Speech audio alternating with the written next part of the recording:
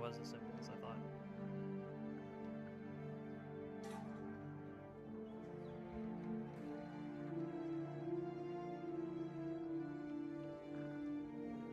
TV audio is still going to be an issue. Always has been. But hello. Once again, I have reappeared from the ether to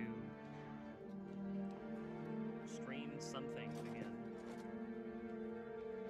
Let's see. I figured I'd plug in the mic because just the gameplay playing would be kind of weird if there wasn't like a little bit of context. So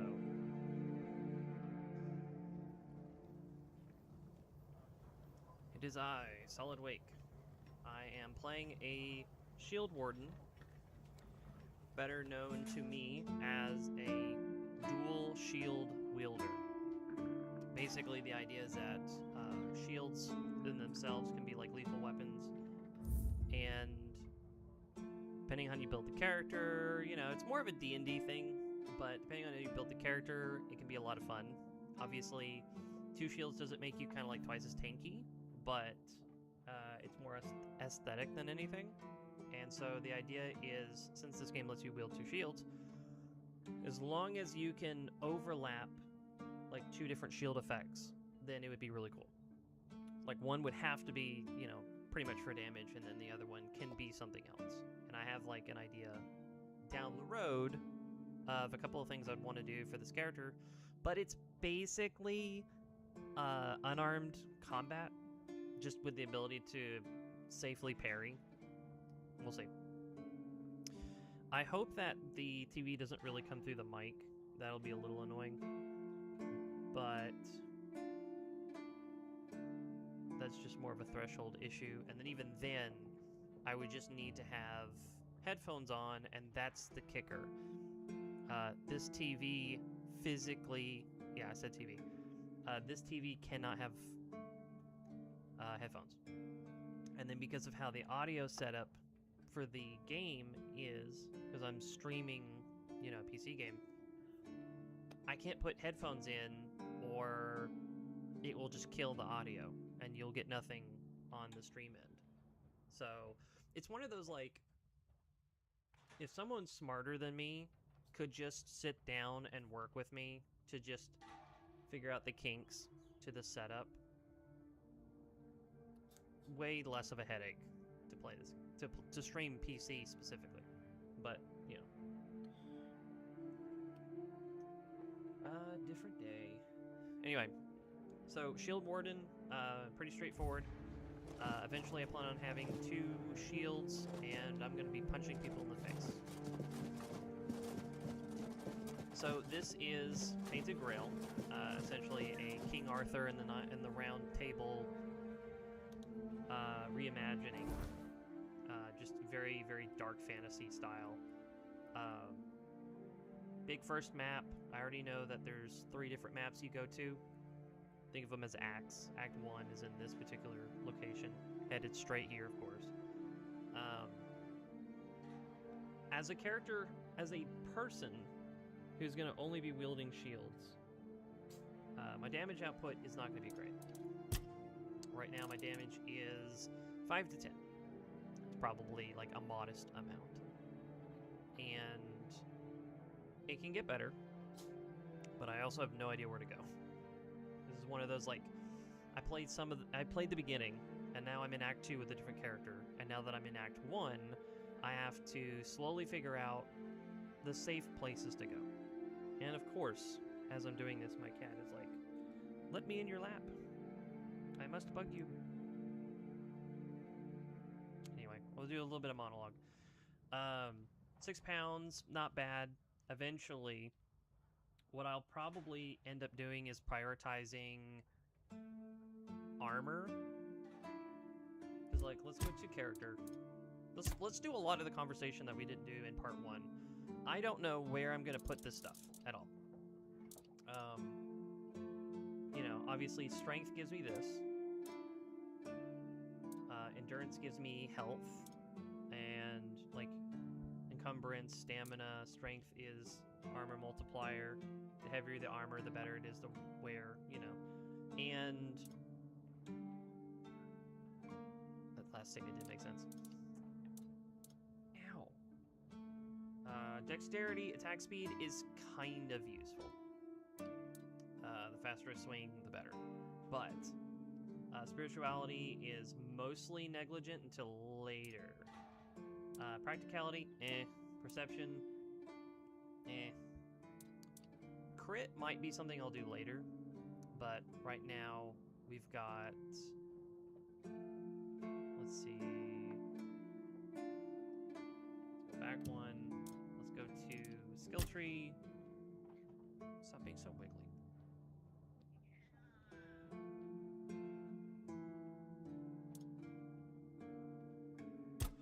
General is something I actually haven't really done a lot of with the other character, but that's because it's an archer. Enemy status depleted. This, it really depends on if this is a consistent thing I can do, but I may need to like focus into that. Each one of your weapons weight. Problem is what, 2.5? Not attributes. I'm used to there being 4 of those options. Slight spoiler. Let's see. Go back to general. 2% per point. The game does kind of round up, I think, for math, although I'm not 100% sold on the idea that it really does. So it'd be 4%. The heavier the shield, maybe. I don't like the whole if you're below a certain threshold, but there are sets of armor that really like it.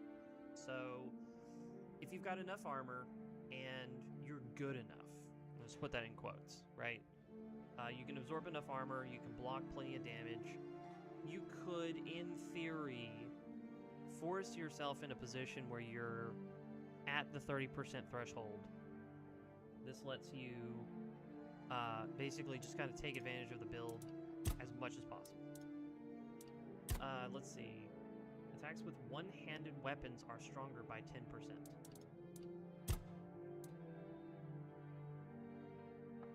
It's in the weapon category, but it's not in the one-handed category. So, as much as I could, like, maybe do some Googling, it's like, oh, has somebody done the shield run and stuff like that? I would kind of like to figure this out on my own. We're doing this. As soon as we hit level 3, we're grabbing parrying, has a 2% chance to slow. Actually have seen it work. It's insane. Basically, I also need to fix my uhs. That's a thing I have to address every time I come back. Pretty much, if you parry, if this triggers, they themselves are slowed, as in they're now in a slow motion state, or all of their animations have been doubled or tripled. Depends on watching it the next time it triggers, but it's very cool. If this pretty much makes it to where parrying is not something you do for stamina, it's so that you can have a greater damage window. And the bad part is that parrying with a shield does this. I would so love to have this ability with my duelist. The problem is the duelist does 2 swords.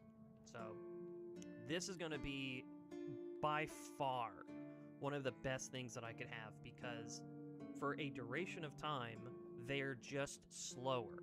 Everything that they do, including the recovery animation and stuff like that, allows you to just have this bigger window for damage. And then, of course, you know, the cream de la creme, triple the damage dealt by shields. Period. I want this. And what I want to do is I want to see if it's like retroactive. When I pick it, will it literally show that my damage is tripled when I go to look at my stats? Reduce damage by 5% while shield is equipped. You can do that 3 times, so you become much tankier. Blocking spells restores mana equal to 20% of the block magical damage.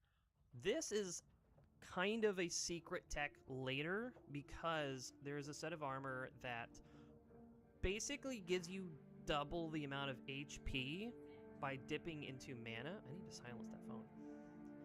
And if you double dip into your mana pool, even if you're not doing a lot in order to like sustain your mana, if you never spend it, then it's always there as a regenerating form of health. Even if you're not, let's say, even if it doesn't regenerate much, and so it's only able to prevent, like, you know, a small bit of damage every time you get hit. Who cares? It's life recovery in its own right. So if you're blocking spells, because this game, frustratingly enough, doesn't do throwing weapons, I think, right at all. You go into a menu, you select it, you go back out of the menu, and it's not equipped, it's just already thrown. So there's no, like, equipping like a knife if I want to throw it at an enemy from a distance. There'll just be no way to deal with spellcasters with this build. I will just have to get up close to them, and I imagine spellcasters are going to be a nightmare. So we'll see, and Spell Siphon and that set of armor later will help me deal with this. Because think of it this way. If I'm blocking a spell and my armor allows me to mitigate a certain amount of damage that I take, it'll go into mana. Well, if 20, 40, and 60, if that's how it scales, of the damage goes back into my mana, then spellcasters are not nullified, but I'm taking, in theory, way less in damage. Anyway. Drains 10% less stamina. That's pretty much the next thing I'm going to grab as soon as I grab this. I'm going to go ahead and grab this because I want to parry, but I can't parry everything every time. Because I'm not 100% sold on how some enemies work and stuff like that. This one. Your shield has a 100% chance to deflect each arrow and throwable. Really good.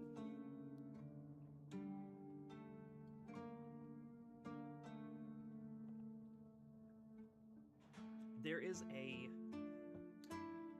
wand. I think it's a wand. There's a wand down the road that I may make the exception. Sorry, I stepped away there for a second. There's a wand that I may make an exception for later, where when I'm dealing with mages, I have the ability to parry ranged attacks, including spells. If I make the exception of using the wand not for any form of attacking or anything, but simply because it's like a spell shield of sorts, maybe that will be fun. I haven't cared about any of this stuff. I mean, like, you know, First Blood, sure. When you have, you know, full stamina, increased physical damage, that feels like the very first attack that you do will do more damage. Fine. None of this stuff feels good at all until now, because I have the ability to overexert, I have the ability to take damage, and I have to worry about my stamina, especially from blocking and stuff. And then, you know, health, in order to be, like, more tanky, parry, so that the parry window's better, you know, draining stamina, you know, all that stuff. Movement is kind of like an early one I want to get soon, because dashing is good. So is having an additional dash. Obviously, ignore that one. This one's... I don't need this one. After defeating an enemy, I'm not sure about that one. And then this one is like... 5% more, bleh. Obviously, this is 1, 2, 3, 4, so this might go to 8%. Together, it's like 13. I'm not really sold on it. Obviously, I'm just gonna ignore all of this. Maybe a little later. Daggers, critical hit, stealth. None of those really matter. I could be stealthy, but it feels so weird being like a shield warden who's like walking around in heavy armor and stuff like that, but then I'll sneak behind enemies and like just heavy punch them right in the spine to do extra damage. It's worth it in some weird way, but I don't know. I feel like this character is just a brute. I'm going to walk up to you, you're going to see me approaching, and I'm just going to slug you into the ground. Like, that's just how I feel like this character exists, you know, in the ether. This one is questionable because it just kind of improves the healing that you take, like food, and it's a good idea. Just not necessary until your HP is just like really high, and then food is just like not doing it. But it also improves the amount of health you get from food, so you heal faster. Let's just say that. Statuses is going to be weird because if an enemy has an active status on them, take 10% more damage. This will lean into a build that I'll be doing later in Act 2. But yeah, I don't really know about stacking them. This one's kind of meh. And then armor, it's like, it's very meh, except for like this one. You improve the threshold so that you can wear heavier armor without it affecting you as badly. So I'll give you an example. If you're wearing armor and you're like at 12 pounds and you're like 2 pounds over, well, if you take this and then if you reduce the weight of your armor manually, you can eventually lower it under the threshold so you go from like heavy to medium. I would prefer to be medium, but the greater you are to being over encumbered by your armor, the bigger the nerfs to your like movement is. So that's going to be a big thing later. So check out this. Medium currently, because that's the beginning of medium, the beginning of heavy, and then of course eventually you just max out. But that's the gameplay. You've seen the skill tree. Barely have anything on me right now. And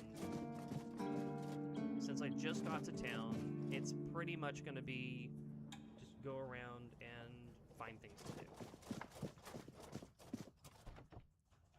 Oi, friend. A question. Do you know why people always stop and watch a blacksmith at work? Because he's riveting. It's good to see a new face in this sad hole. Oh, of course.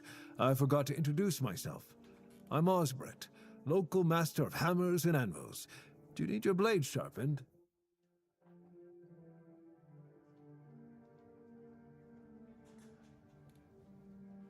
Yeah, I was afraid of that. I figured it would be too loud. 1 second.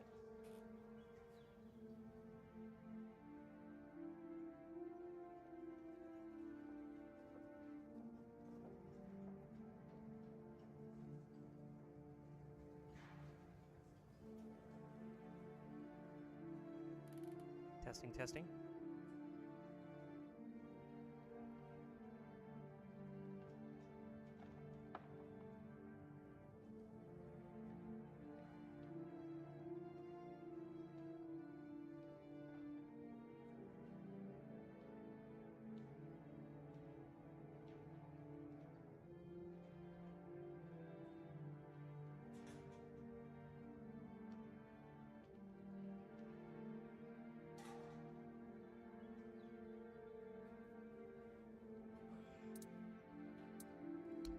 Ha! Friend, I wish. But the only task I could use help with might be a bit too delicate for you to handle.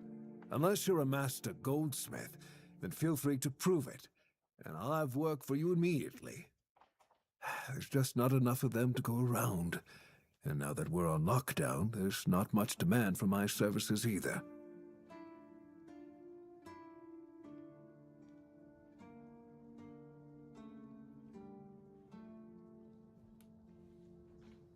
Okay, so you can still hear me, and I should be able to easily cross the threshold, but... Listen, I said I don't have any jobs, as in things I pay you for doing. That doesn't mean I can't teach you a thing or two, if you're willing to learn, that is. Yeah, the TV is still too loud, which is insane. It's getting to a point where I just wouldn't be able to hear the game, like at all. Since you're free to wander about while I'm stuck in the keep, maybe we can make good use of that. You've probably bashed in the skull of a beast or two, right? The alchemist. They're likely snatching up the corpses, using the muck to cook their weird concoctions. Okay. But Game perhaps you'd rather craft yourself some armor from those hides, huh? We should start with something simple. Let's see. I'll give you some notes on how to make armor. You gather the materials and get to work. And when you're done, you could bring it over so I can see what you've made. Okay, yeah. Axe speed.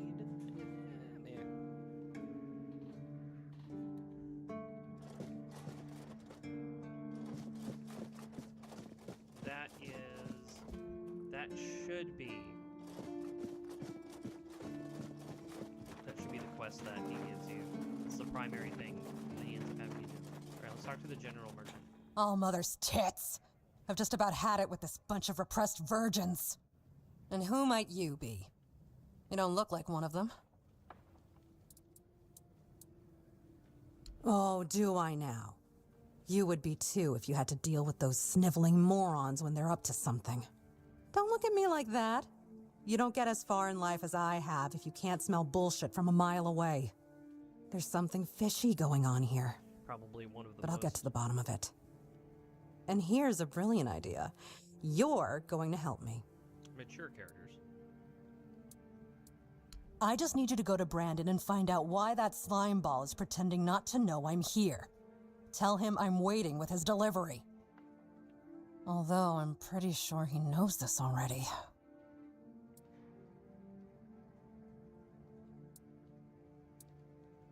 Right. What was I thinking? You wouldn't. You're new here, right? Shit. There's something going on, you know? They don't want anybody to know, but I can feel it. I've been doing business with the captain for years now. Then suddenly I found myself stuck here. They won't let me further in, not even to set up camp in the village. But they won't let me out either. Anyway, good luck to you. Come and visit if you need anything.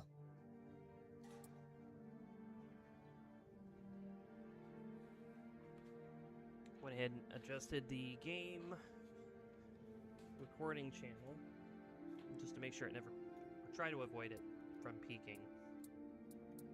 You do realize you won't score any points with the keepers by helping me, right? Those holier-than-thou soldier boys have no idea what it takes to be a merchant in this sorry world.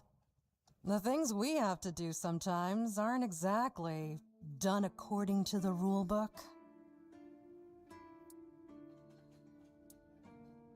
There's a woman from the tribes called Nest. She's my supplier. At least, I think she's still working for me.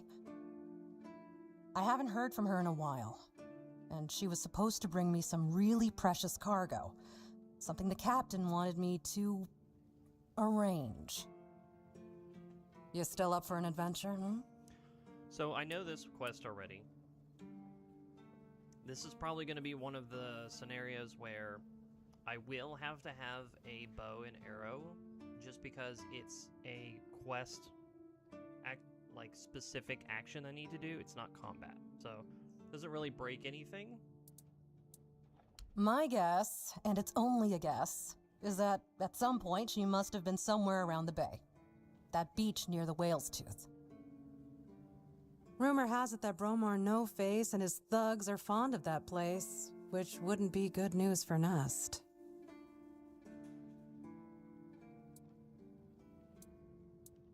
Good luck. And don't worry, I'll pay. No matter whether she's dead or alive. Just let me know what happened. And bring back the cargo, if she still has it. Okay. So, I'm going to... I'll pick this. Oh, apparently I'm carrying a whole bunch of items. So, I'll keep one of these. Sell that one. And then... see how this already does, like, 13 to 15... let's see, 11 to 13. 3 strength is not much of a requirement, but they do scale. The nice thing about this game is that everyone has unlimited money, so you don't have to worry about... oh, let's see. This one is good for very specific circumstances, and I don't really need this. I won't sell them yet, but...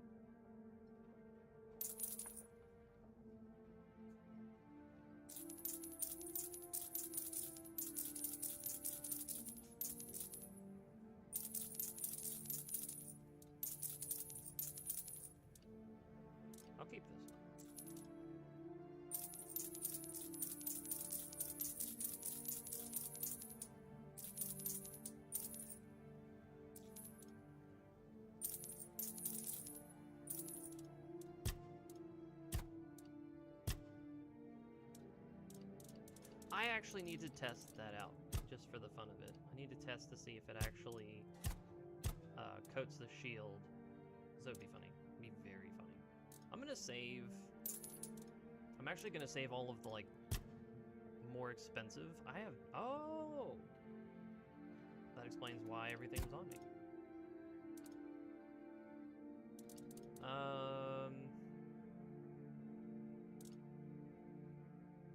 I will buy the sketchbook because I do use it. Increase movement speed. It automatically starts. Cannot afford to buy this item. I will find an axe eventually and a shovel. These aren't worth it. 347. Alright.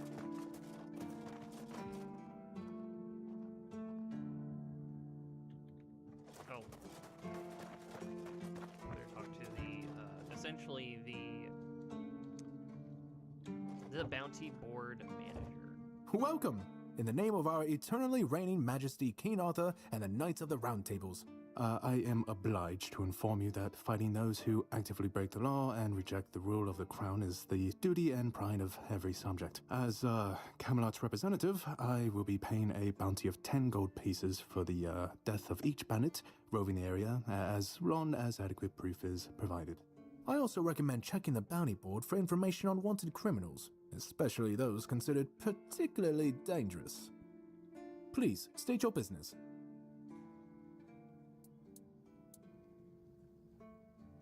None so far. The keepers don't want to risk being turned into pincushions for a mere 10 gold pieces. Besides, the captain banned them from leaving the Horns of the South without a good reason. Too many bandits and not enough keepers.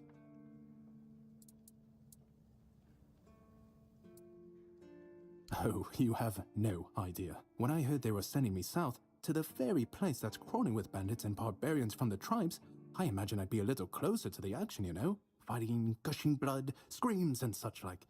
I thought the veterans would be showing me their scars and stumps and telling me tales of how they lost their eyes, ears and limbs. Or even better, how they were ripping open throats and bellies. Instead, the only stories I hear are when those fools break their own legs when they get drunk and fall off the walls.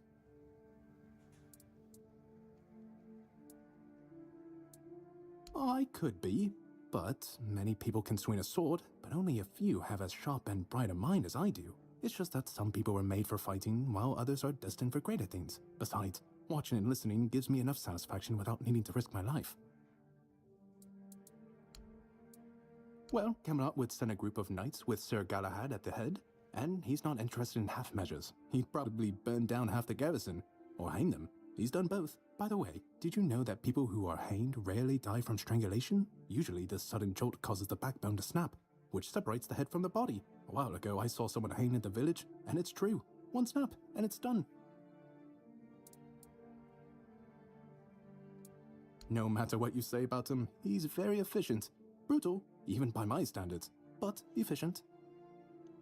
So, key information that will be needed in case this is not the first time you've seen the game, and kind of like you may know about the story and stuff like that. And then, of course, slight spoiler plans, but the direction for this particular character is I'm going to fight everything as efficiently as I can. Meaning, like, I want to fight everything. And obviously that's potentially going to get a little monotonous because the entire point is that the character is just blocking attacks, parrying attacks, and then essentially striking. And I have to figure out what the limits of the game are as far as how to buff the character, how strong can I get melee damage, if that's what actually buffs the shield damage and stuff like that. And I'm hoping this isn't something that I end up regretting, where it's like, oh, it just becomes a slog because things have too much HP and it takes far too long to actually defeat enemies and, you know, get through the larger HP pools for, you know, certain combatants. But we'll see. It's kind of the point, is to learn all of this and figure it out and have fun, hopefully. But if I can fight it, that's what I plan on doing. So that should tell you which direction I will be going with the story. And if you don't know, then yeah, you'll find out. But that particular fight, and I'm saying it in the context of this conversation, of who he brought up just now, and the fact that if I'm going to fight everything, that means that's going to happen. And I am terrified.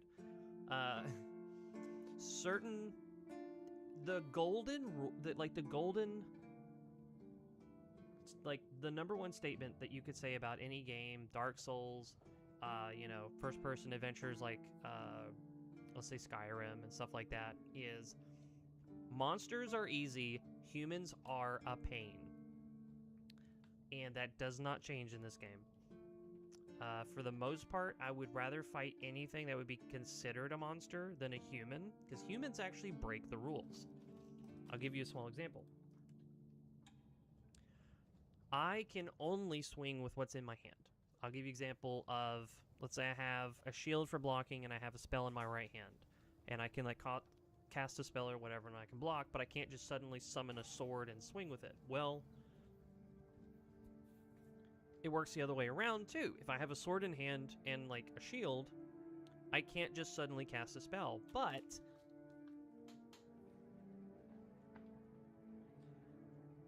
NPCs can break the rules because they can have a two-handed weapon and they could brace it onto their shoulder to open up a hand to then freely cast a spell to then immediately go back to holding their sword.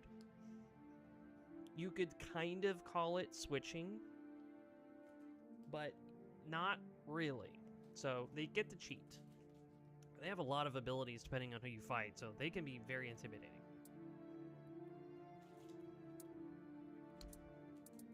Also, yeah, he's fascinated with death. I'm not going through his whole dialogue thing. Not right now. Oh, hey, before you go, I can see the bloodlust in your eyes, you know. It takes one to know one. So here's some friendly advice, free of charge. If you're seeking scum to slay, you'll find bandits in the ruins of a merchant settlement nearby. It's worth visiting if you haven't already.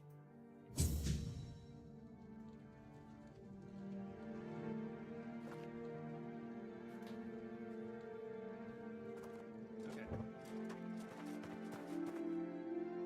Well, alright. Let's grab these. These are the current bounties to be used. After picking them up, it does show you a waypoint where you can find them. Let's see. Also, that's just my cat in the background. She's having fun kicking. I hadn't 100% explored this town in Act 1. I was definitely less interested in doing that. Now I'm a little curious just because, I kind of know what's going on, so it'd be useful to fill in some blank spots. So I'll just take anything that's not considered stealing.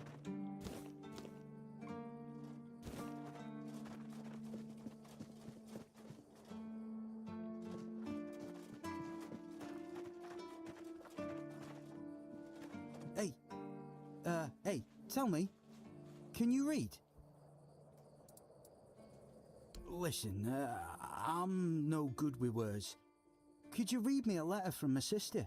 She's learning how to read and write. Can you believe it? She writes letters to me. I'm so proud of her. Oh, thanks. Here's the letter. This is new. Also, it didn't give me an option to automatically read it by pressing in, which is really weird. But alright.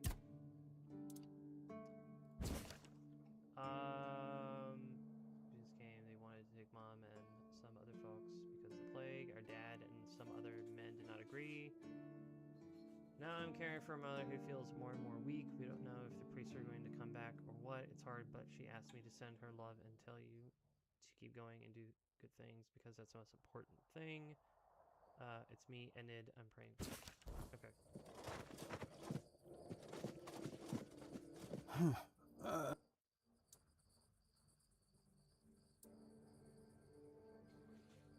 No, you must have misunderstood something. What do I do now? I don't know. I don't know what to do.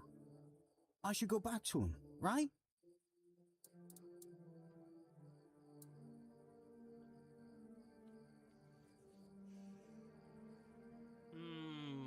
Oh, this is one of those, like, what do I do?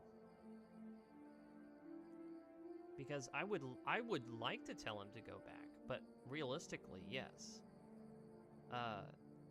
You might get caught. You will be considered a deserter. It won't change a thing. I guess. I guess that's true. Yes. Excuse me.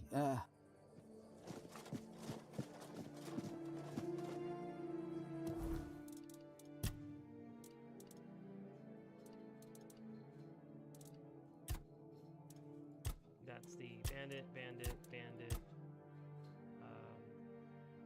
That's the bounties. Corpse here.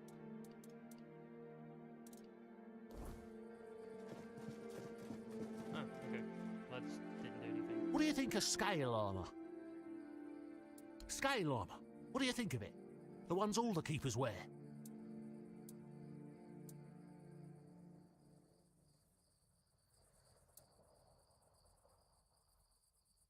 Sure, maybe it's easy to make and doesn't restrict movement, but it doesn't provide the best protection. Someone just needs to stab you between the scales and you're done for. The melee armor is much better. That will prevent you from being run through with a polearm or getting shot with a bow. It's also much more comfortable.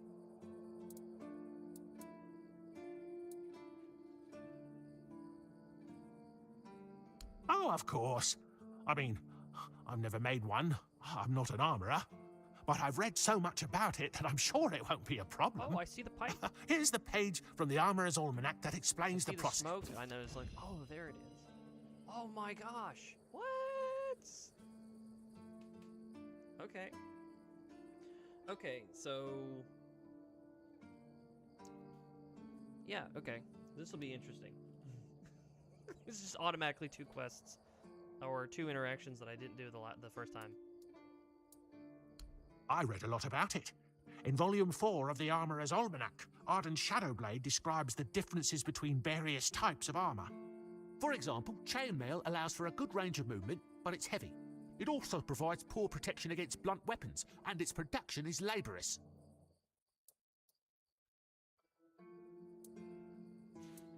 Shadowblade is a moniker. Arden is passionate about weapons and armor. He has great knowledge of materials, techniques, and history. A true expert. Everything he writes is interesting. Oh. That would be pretty cool. I told them, but they both said I know jack shit. Besides, the keepers rarely go outside the walls nowadays. Then the quartermaster added that if I don't like our equipment, he could send me out scouting in just my underwear. Perhaps you're right. But if somebody ever stabs me under the scales, I'll go straight to the quartermaster and give him an earful. That's fine. Yeah, a journal about all the characters and stuff. Alright, so go here. Is it this one?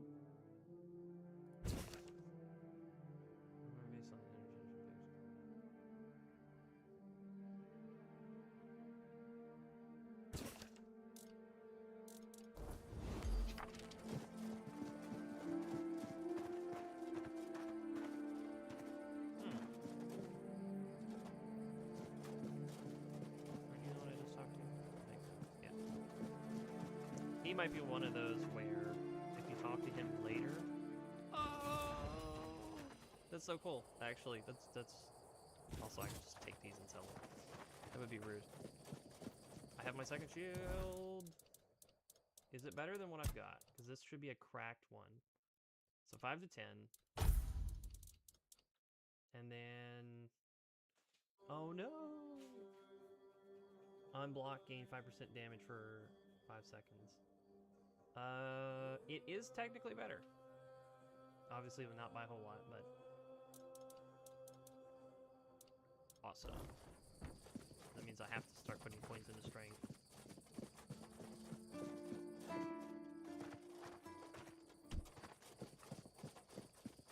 You have never actually been up here to the front of the wall. I've always been on the back of the wall. Are you here to keep me company or put me out of my misery? Just kidding. I love the view, but this weather is killing me.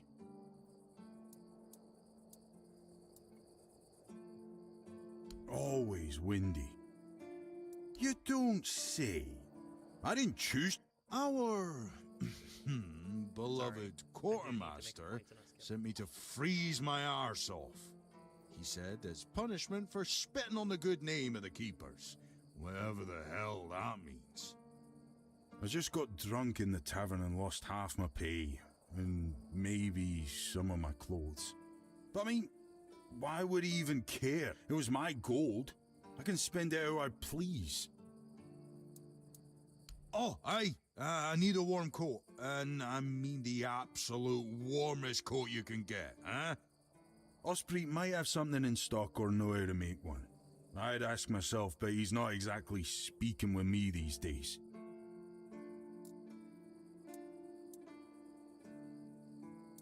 Stupid. That's what I was. I may or may not have commented on our blacksmith's skill. I gave him a blade to sharpen, and when I got it back, it was still dull. Osprey swore he did his job properly. I said he's getting old. And so on and so forth, until it turned out that my mate had played a trick on me, swapped my sword with another one that was as dull as a stump. I tried to make amends with Osprey, but the old man's pride is as stiff as his steel. Can't say I blame him. Now, here I am, frozen to the bone and in need of a hand. You got one to spare?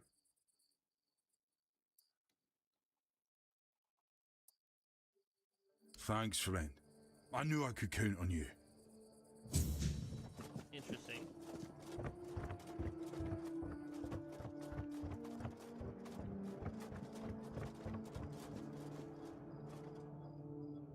So if this is where I think it is, yeah. Can I go in here yet? No, that's right. I need a key.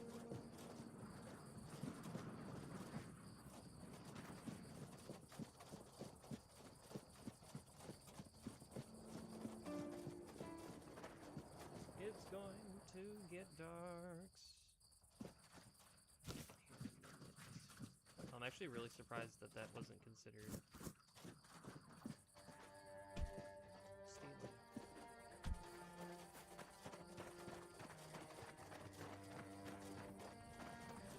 I don't even know what, like, category of mob I can fight safely.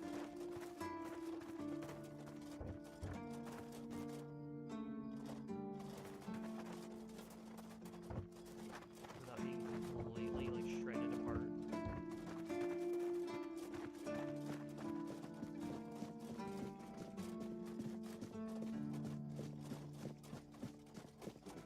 It's actually still out. Nice to have a break.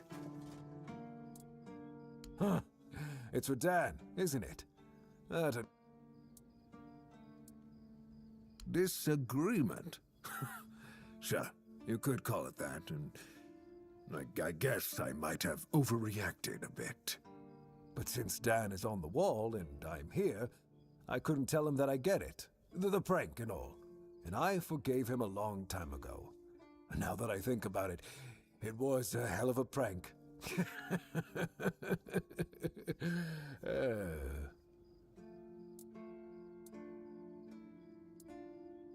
Well, he was right. I am old, but inefficient, stung a little bit. After all, I did my job well, and his sword is as sharp as Excalibur itself. Well, I may not be angry with him anymore, but that doesn't mean I'll work my ass off so that his doesn't freeze. Here's an explanation of how to make it. Okay. Yeah, sure. And then, yeah, we'll check out his inventory now. Let's see. Okay. Much higher block. Which, that might be important.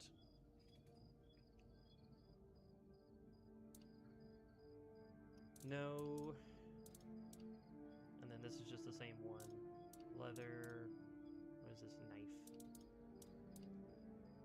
Nope. Nope. The Knight's set might be interesting, but I'm not really sold on the idea. Let's go over here and... So, you can make anything look like anything in the same category. And it's pretty simple. Anything you've ever acquired, you then have a blueprint essentially to make something look like something. You don't have to like keep it. Armor weight reduction, obviously very good for heavy armor. Okay with medium armor. It just depends on how you want to play the game. There are relics you can attach to equipment, even shields. You can put 2 on any given piece. It's going to very depend on what I find and what works, but we'll get to that. Upgrading, basically, it works 2 ways. You're usually going to get a higher armor point, but when you upgrade something, you're upgrading either the armor or the damage, and then if it has a passive, let's say like most of the time, it'll improve the passive. So for this, obviously it does improve. Some are too good to improve, so they stay, you know, it's a static thing. But upgrading will be a big deal when it comes to... I'll give you an example with like the Thorn Helmet. Obviously, I want as much armor as possible, and it doesn't weigh that much. So the more I upgrade it, the more defense I have, and the more that number goes up so that anybody who attacks me will take this many points of damage as retaliation. This will improve the damage of the shield. Obviously, it'll improve... Well, I say obviously.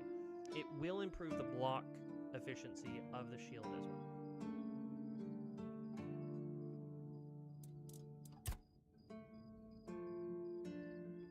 This will be a big part of me playing the game and improving my build. So copper and a sharpening stone. I think everything requires a sharpening stone, no matter what. It's like the blacksmithing currency. It's like you could just have a ton of material and stuff like that, but you have to have this one thing. And you can find it out in the wild. Alright, so we have wooden arrows. Ooh. That's interesting. Grants an additional optimal dash. So basically, it's just +1 to dashing. I don't imagine it gains armor if you upgrade it, but that's only because I've seen other stuff start at 0. Ooh, no, warm coat would be a... Oh, wait a minute. I'll show you. Hold on.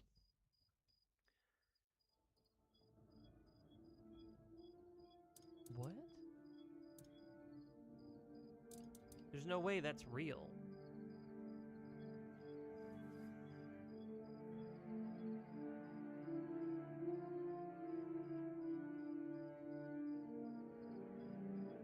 What?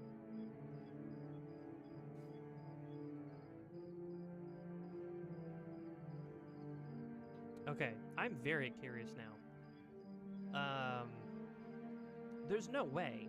Shadow Blade's Lemular armor. This has to be fake. Like, this has to be the whole... It's a gimmick item because the moment, like, you put it on and it doesn't give you that amount of defense. Right?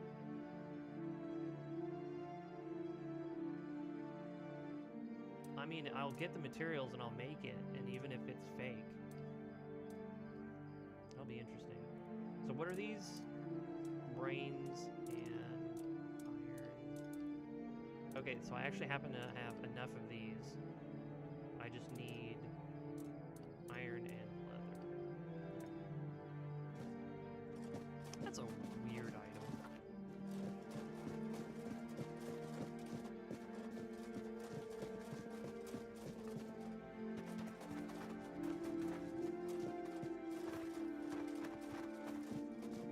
You all right, newbie?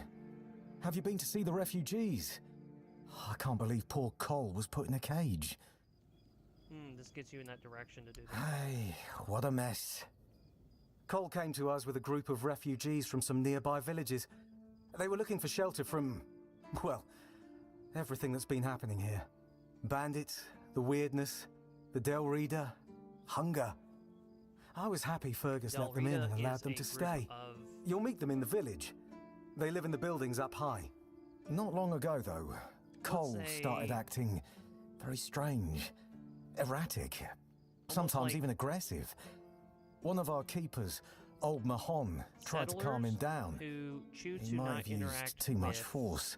Let's say and Cole felt compelled to defend himself. Like that. These are He more bit old Mahon. living in the wilds, And since then, the old fool has been lying in the infirmary. Frankly, being I think Mahon brought it on himself. They shouldn't have put that poor man in a cage. And willing to dabble in things like the druid ways and making potions and talismans and stuff. Like that. Very naturey. If you ever meet Patrice, please give her those flowers. I know it's not much, but I'd like her to know she's not alone. I support her and the other refugees. And I'm sure there are more of us who do. I think that's the first... Yeah. I did the quest without interacting with him, and then I interact with him later. So this is an interesting, like, if you talk to him first.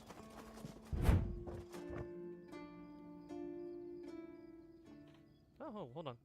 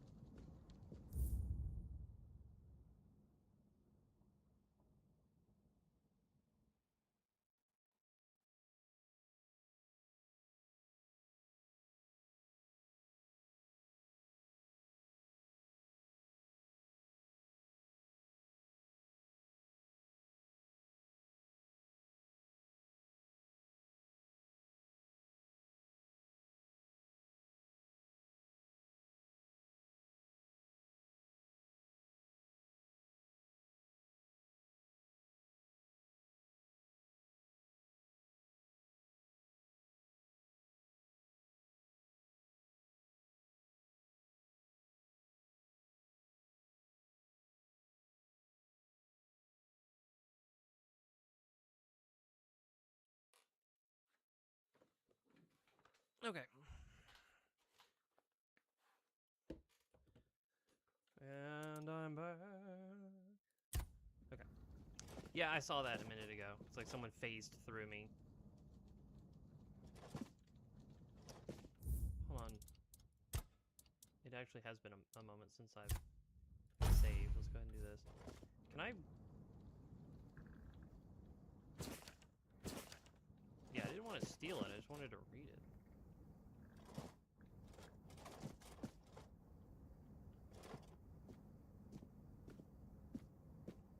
Oh, you're the reason why. Maybe? Okay.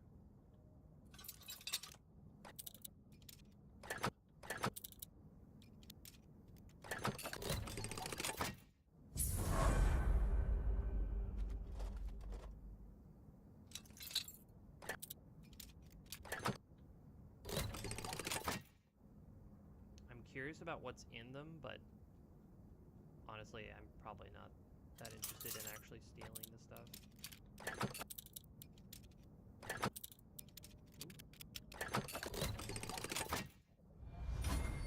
Ooh, swift step is not bad.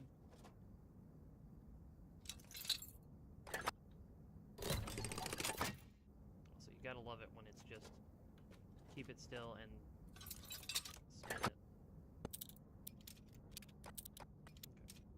Okay. So here.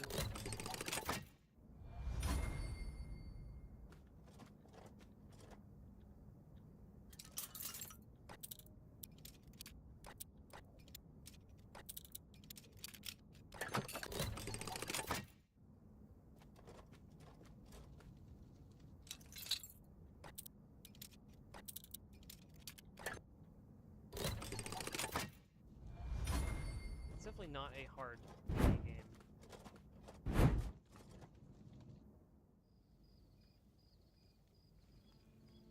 You do have to get used to the window. I will say that for when it's picked. It is different if you have a higher gaming level.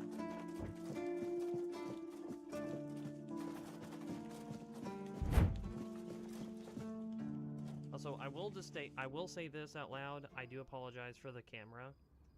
It's not that I refuse to really mess with the settings and stuff like that. It's just I've always been one to have a slower turn rate. So yeah, I'm kind of having to whip the camera and stuff like that, and it might be a little annoying.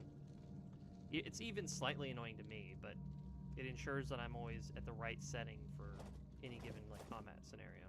What do you need? This is a prison, not a museum. We don't admire here. We punish. At least, that's what they tell me to say. I'm supposed to be intimidating. Grrr. So the prisoners are scared of me. Why did you break character immediately?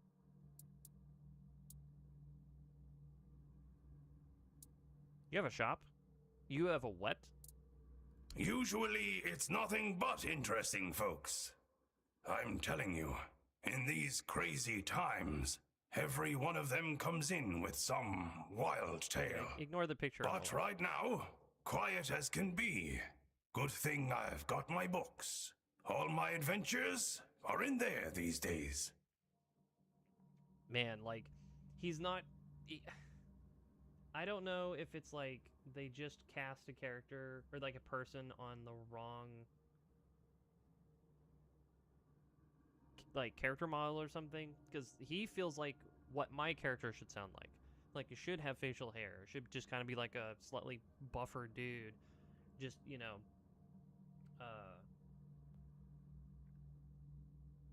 I don't know. Interesting voice. That is weird. Okay. Oh, are you kidding me? That's so lame. Oh. There is a charm that, well, I say charm. It's a necklace. There is a necklace you can get later that basically says every single time you defeat an enemy, you get like 5 gold. So this says grants 10 after killing an enemy. My question at this point would be like, can you upgrade this and it gives you like more gold? Because that would seem weird, but also slightly funny. This is still kind of like, what? But let's see, sneaking. Oh, ooh, not for me. Obviously, I'm not doing sneaking damage. But my other character is. That was very interesting to learn. Nice. I love how I can just open it. Anyway. Wait, why can I just open that one anyway? Hold on.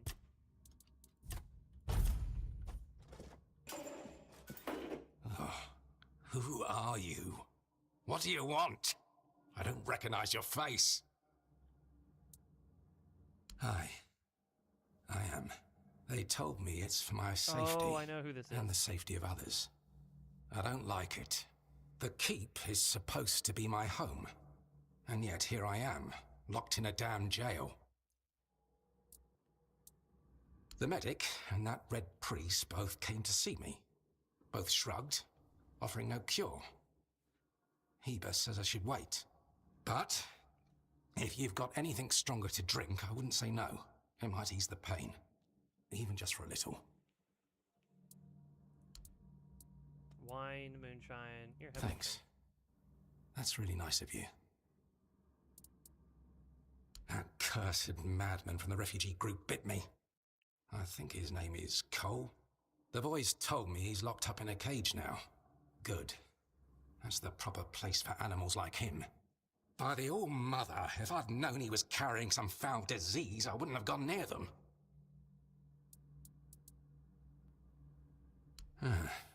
Damned if I know. Whenever I've had a fever or cold before, I could always explain it. But this, I can't find the words. Sometimes it feels like I'm fading away.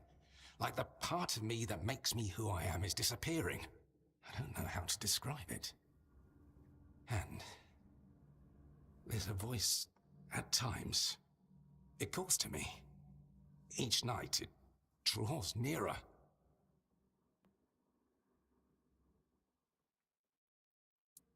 Like a dreadful howl.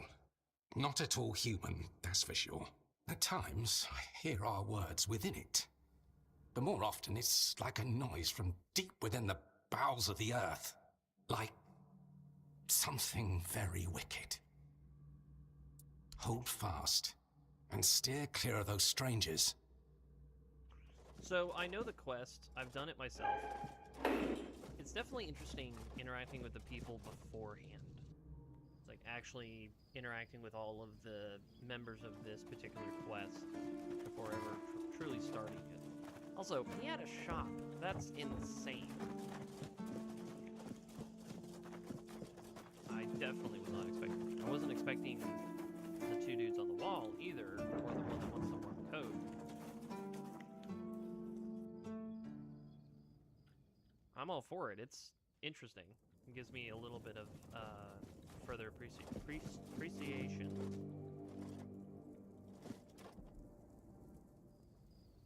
That was hard to get out. Appreciation. There we go. Anyway, I have to talk to him, and a couple of things happen. What I'm actually gonna do, just because like I don't really need it to be nighttime. Oh yeah. Here's Arthur. What are we gonna talk about? The horns of the south, the crown jewel of these lands. We had barely laid the foundations of Tintagel when Seawall and his men had already built a lighthouse, eager to guide our ships to them. He always had a competitive spirit. Of course, it helped that he took every sailor from the homelands with him, along with a handful of knights, so they could learn from one another. And thus, the Keepers of the South were formed. I decreed that every sworn keeper would stand as an equal to a Knight of the Round Table. I doubt they still honor that law. But I am glad to see the keepers grown. In my time, there was only a lighthouse and barracks. Side note, mainly for me, I need to try the dual streaming thing, where I will stream to like Twitch and here. The only issue I see happening from there is I'm not really sure how I'm going to monitor two different chats at the same time, unless I can split both windows on my secondary device. I may just have to like, I'll do something. Twitch is one of those where if you go live on a game someone's following, or if people are interested in seeing if people are playing a specific game, that's how they find you. YouTube, though. YouTube is weird in that, even though I've been on the platform for a while, using it is somewhat annoying at times, and then even then, searching and digging and trying to find things or people and stuff like that can just be kind of weird. And live streams is a whole can of worms, in my opinion. If you follow someone on YouTube, then eventually you'll see them go live, but finding live people, that's an endeavor in of itself. And I definitely don't see this growing at all, unless I do more, which some of that is probably going to have to be like shorts for sure. Even I don't even care if it's like seen by a million people. I don't really care. It's more like just exposure. And videos, which sitting down and editing videos is fine. But and then if I'm on Twitch, that's not a big deal, just because like you have two forms of interaction, two forms of ways for people to notice you.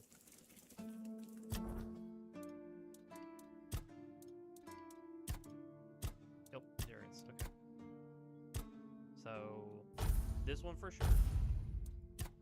And then I know the shield requires me to have what, 3 strength, which is something I can go towards. But I'm not sold on it. So we'll see. And then rest. Go ahead and just make it daytime. Small reason I want it to be daytime is I'm waiting on a mage to get over here. Depends on when he actually gets over here. Is it you that I'm waiting on? Blessings upon you, stranger. May the word always resonate within your soul.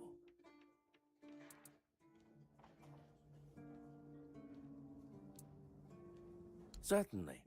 Kai's blessings know no bounds, but sometimes it's useful to seal them in a handy flask.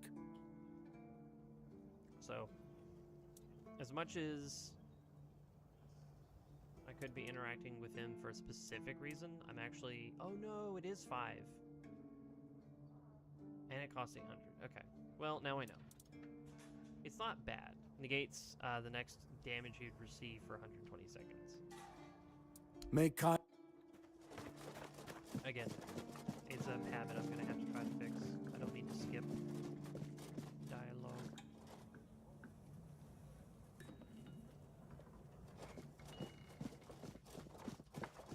I've never gone in the castle.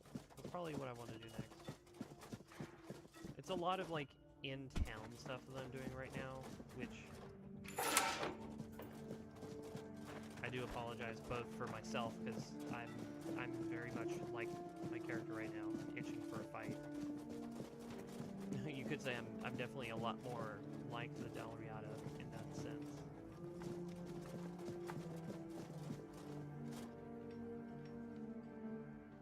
This feeling, it was so strong, so real. I remember now, the weight of it, the power. This blade was never just steel. It was a part of me. Yes, the sensation is unmistakable, but it carries more than my soul. It carries a part of my legacy. A sword like that, it doesn't yield easily.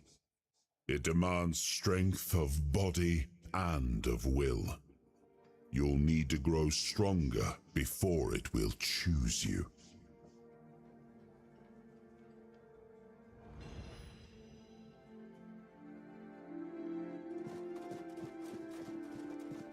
Yeah, so from the first video, there's collecting up Arthur, the first base fragment of him, and then the idea was like, oh, come here, grab Excalibur, and it's like, no, technically you cannot claim Excalibur yet. You are not deemed worthy.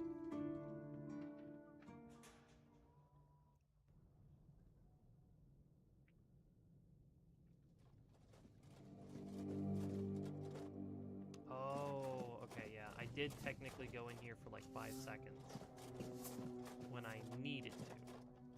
And then, yeah, of course, everything is considered stealing at this point, right? Oh, interesting that I can't interact with this.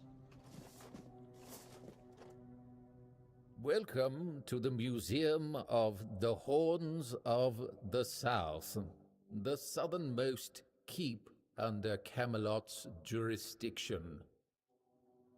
My name is Ridderick, and I will be happy to introduce you to the rich history of this fascinating place. A history that began 623 years ago with the first keeper, Sewell Firstfoot. I'd also like to bring your attention to our numerous exhibits that are, as I like to say, inanimate witnesses of the history of the Horns of the South.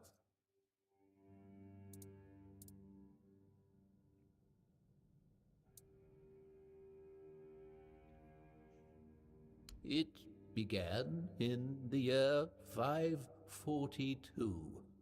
It is the crowning achievement of a group of keepers who were fascinated with Sewell Firstfoot. It took them years of tremendous effort to finally open an institution devoted to research and education, worthy of commemorating Sewell's great legacy.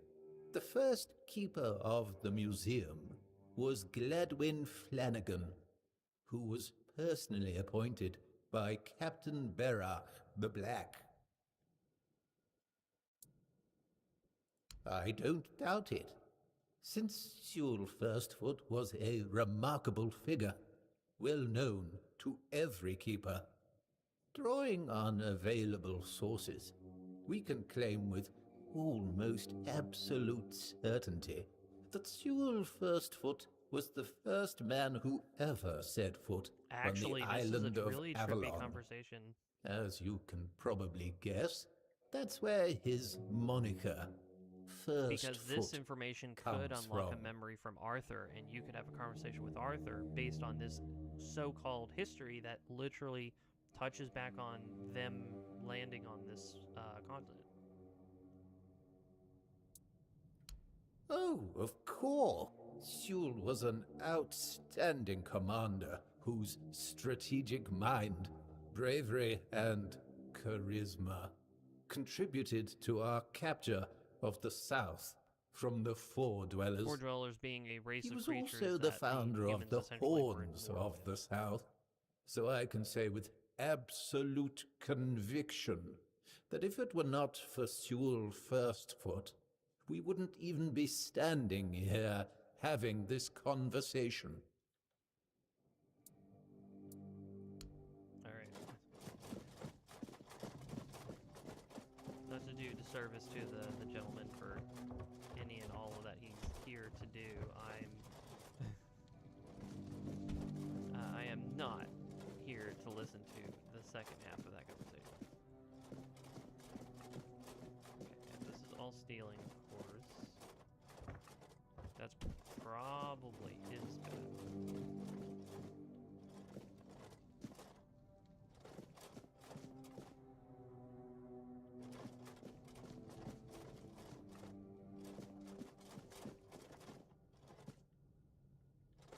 Okay.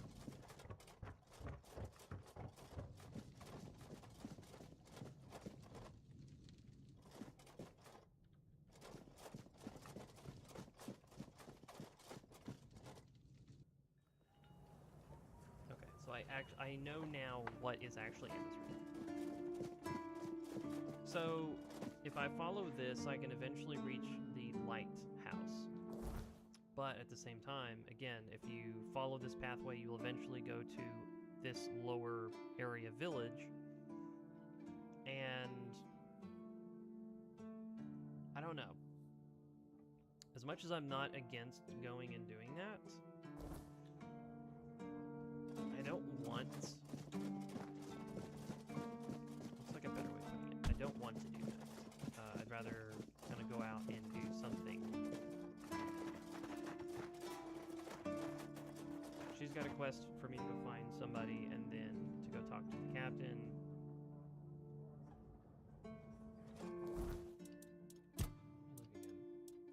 Silk Road, find her supplier.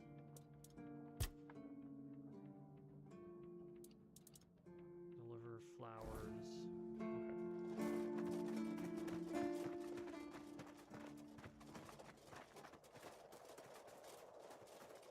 If I go to the right, I can always travel across the beach and fight the drowners and, like, basically zombies of the water. Just zombies, or undead, but looking specifically around watery areas.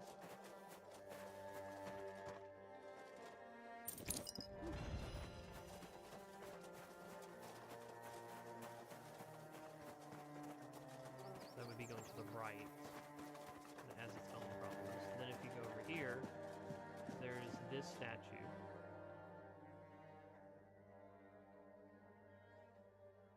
Prophet Kai.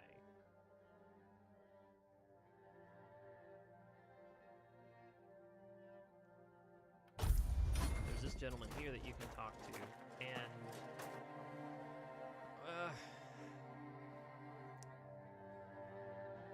I would love to fight him, and the other thing is like I would love to get his shield.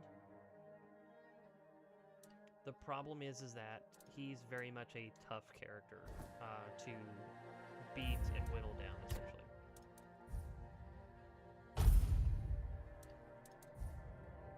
What I want to do is test a couple of things since I'm finally in the mindset to do so. If I click on this... You're kidding.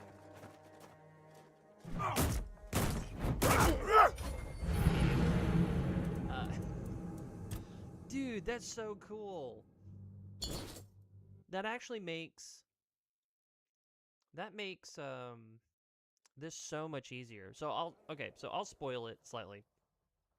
There is a shield that on block applies the poison status to enemies. Also, yeah, I did the entire coast last time.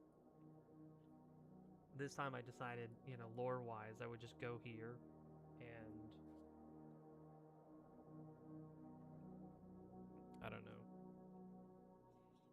Entertain the idea of, like, making it to the mainland, going to the city, and then from the city going and doing stuff.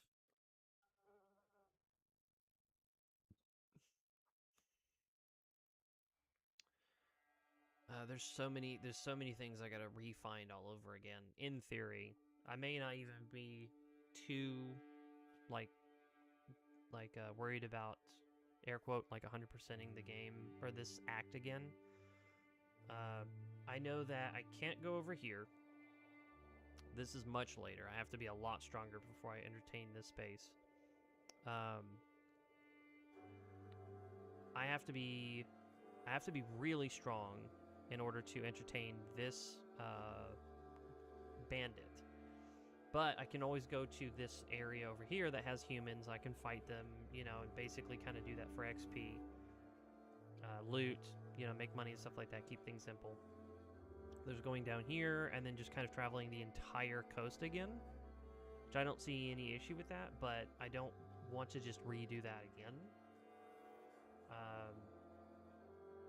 If I go left, there's a graveyard I can go to, which I imagine I am not in a position to fight skeletons right now.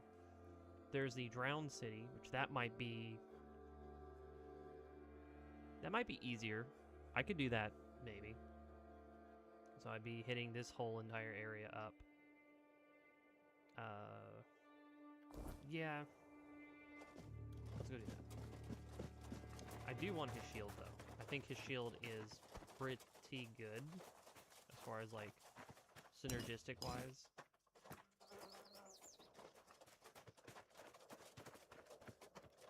Also, by no means did I, like, properly find everything the first time. Like, for instance, I didn't find him.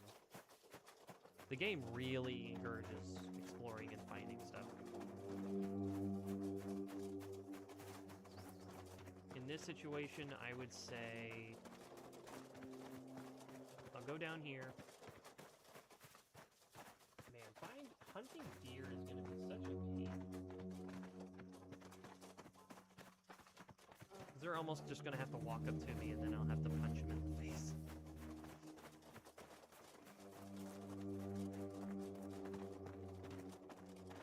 So get your shield, Warden. Wow.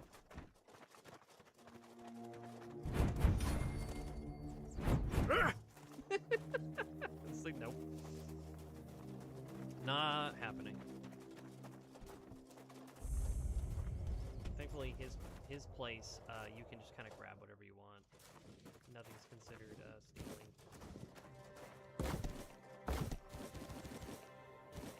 Good early leather. And then let me check over here.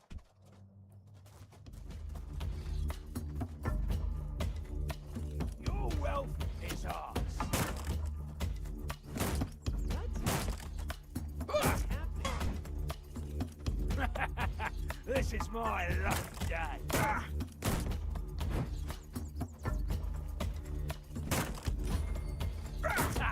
That's all you got. Unfortunately, what I will be doing for the foreseeable future.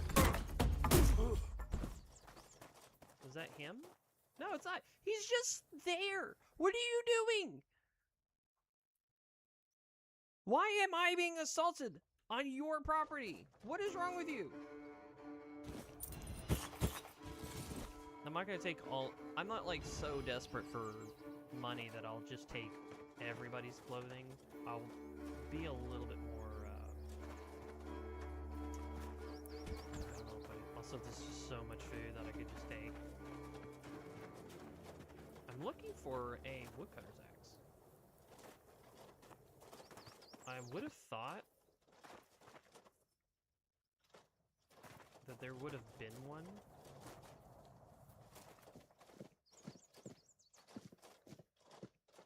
Okay, well, let's head up here.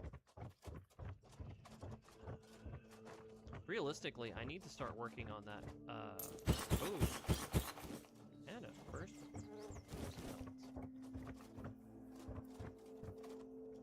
I need to start working on that block of wood sooner rather than later. Also, by the way, these lanterns, they actually happen to have real runes on them, because the entire point... Ooh. Oh, that's a, that's actually a... that's a modifier that you can put on a weapon or armor. Reduces the stamina cost. I say weapon or armor, but that's not true. There's weapon-specific ones, and then there's armor-specific ones. That's weapon-specific. Anytime that you would, I think, attack... Maybe it's just use in general, but anytime you would use the weapon, it's like it would be less stamina. Why did you attack me? Where did you come from? Is that a pouch? Or no, it's probably just a pillow. Oh yeah, sneak is just like really broken in this game. Sneak does not make sense. I need a woodcutter's axe. I may just buy that axe from her.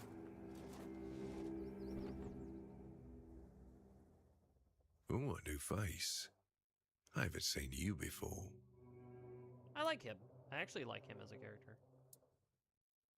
And I'm in the woods. Is that how you want to talk? I'm Marg, a hunter in the service of the Horns of the South. You should try to keep. There's always work to do around there, and plenty of men who'd gladly push it on to someone else. Now, come to think of it, I might also have something for you, if you don't mind the stench of death and decay. An alarming amount of undead have been emerging from the old cemetery, in numbers far greater than that little plot of land ever held. I don't mind somebody thinning out the population of local bandits, But raising him as part of a personal undead army, well, that's something I can't abide. Sadly, that's not unusual in these parts. There's something about this land that's particularly alluring for necromancers. The South has always been a trouble place, after all. Thank you. I'll be most grateful, as will the quartermaster of I the keep. basically do almost no damage Virgas when attacking, which appreciates is why I want solid to be work. triple, because at least Well, I'm it'll sure speed he'll up the reward you amount well of for damage your that I efforts. do, and it'll speed up combat. However, there's also the whole thing of like leveling up to a point that you can grab at least, for instance, like the shield, or like, you know, if you block, you'll do like 5% more damage. Finding a shield like that just has like at least a better starting stat, and then upgrading it a couple times so that you have better damage. Therefore, when it's tripled, you're doing far better damage.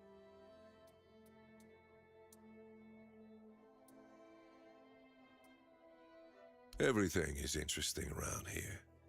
But ultimately, it depends on what you're looking for. I'm self-sufficient enough not to have to ask for help. However, I suppose I could help you. I could share some things I found out during my hunts. Yeah, this is how he opens the shop. His shop is great.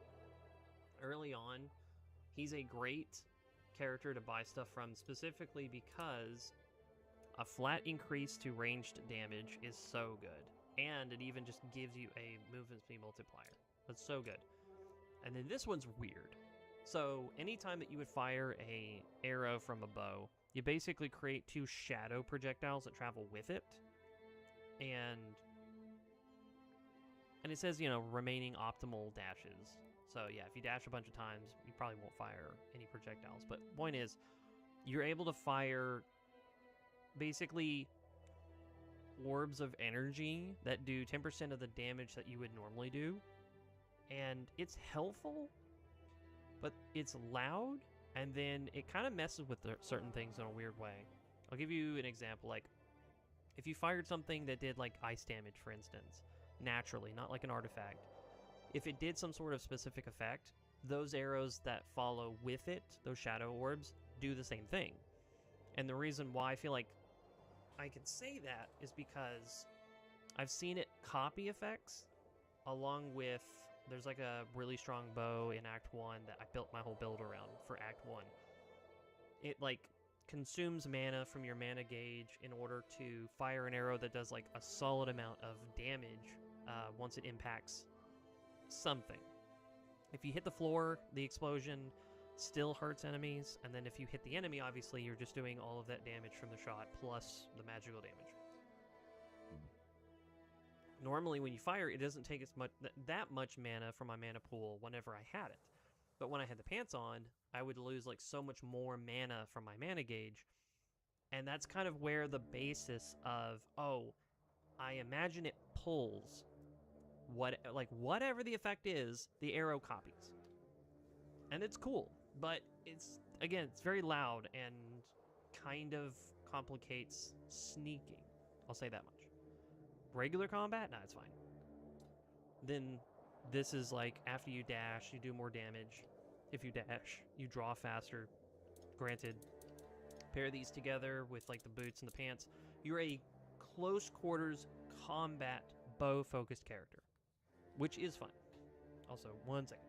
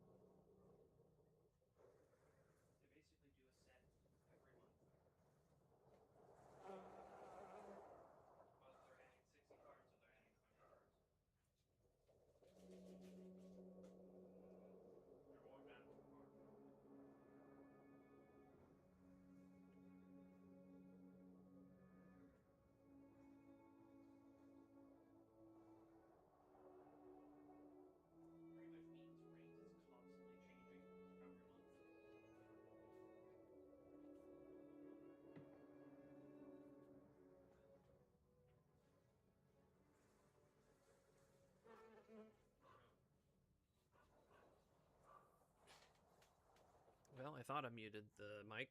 Oh well.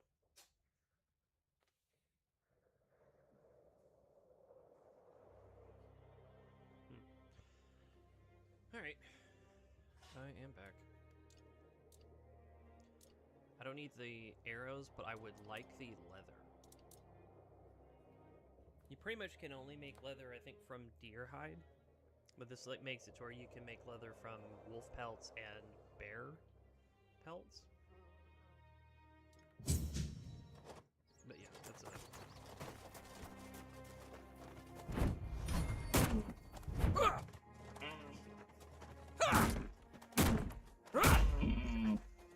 I'm sorry. That's literally beats.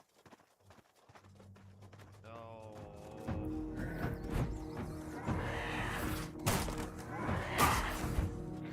This is not easy.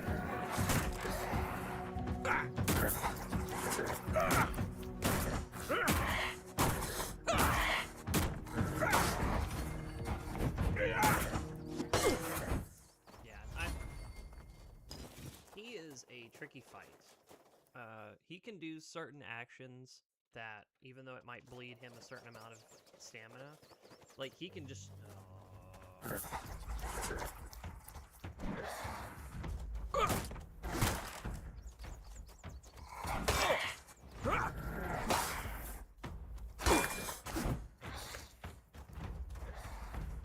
No, come on. See if I can just block.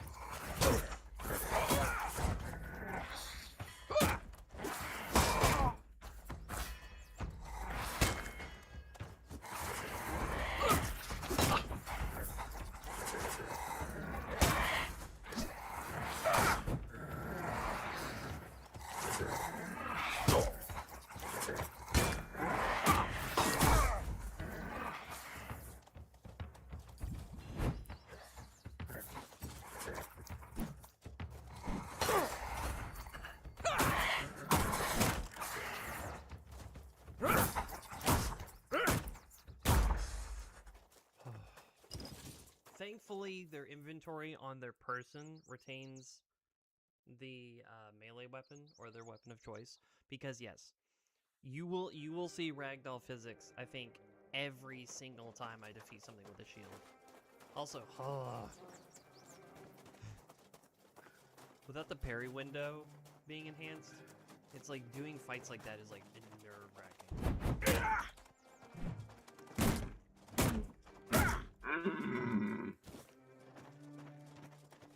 Hold on. I punch him and it causes the bleeding stats. At least that's what it looks like it's doing. Just making me wonder why.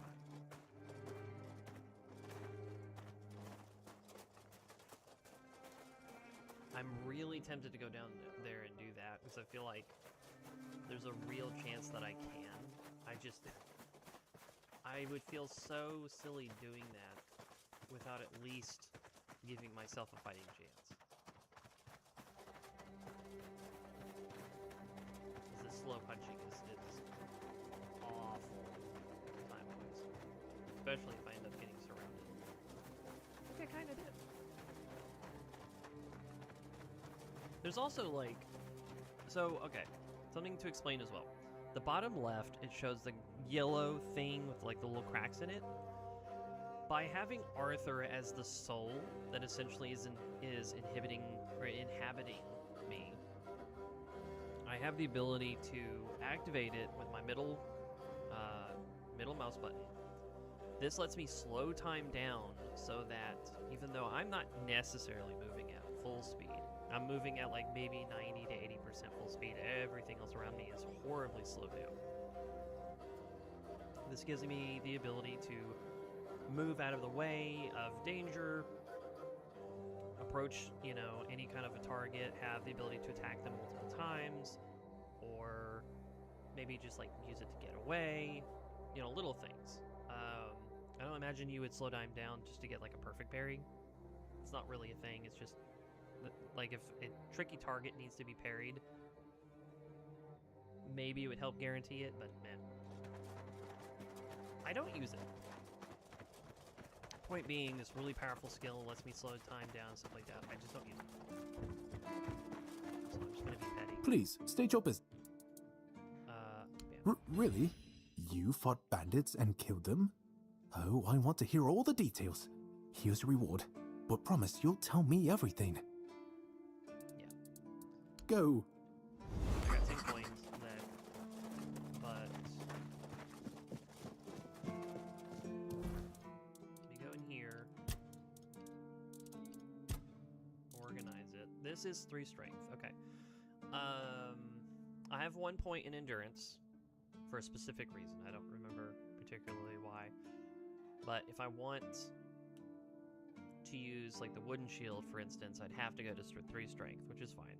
It gives me a reason to go there anyway, because the bonus, I think, melee damage.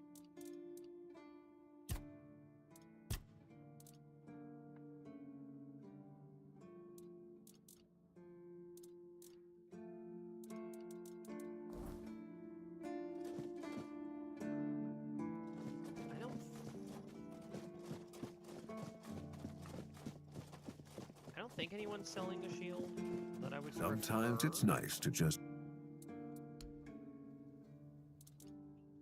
Yeah, 4 to 6. You're like a scimitar. You're just like a little bit more closer on average. 5 to 8. Oh my god. I really would hate this waste the money. I'd probably just find a random axe somewhere.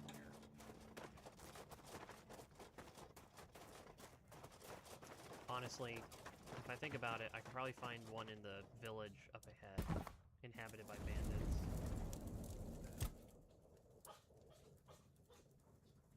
Yeah, sure. It's more than a sword. It's a promise. A blade that stands for unity, for strength, and for hope. It wasn't just mine. It belonged to Avalon. Every swing, every battle was fought for the land and its people. But Excalibur is also a burden. It demands more than just skill. It demands purpose. Without that, then it is just steel.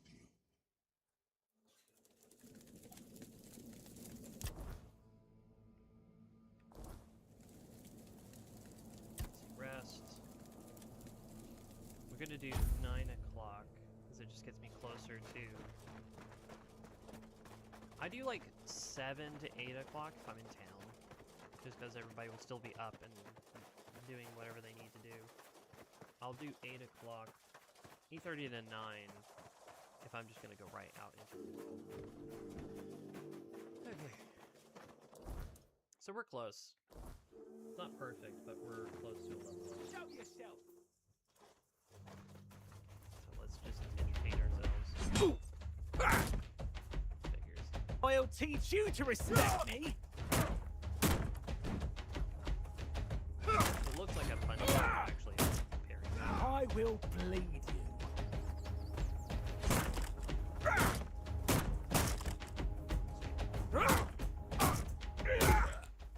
Ragdoll physics. I don't really know if I want to sell their rusty equipment either. Let me switch this because I need food. I'm gonna need to eat. I'm also gonna want to fight these one at a time. We're not safe here.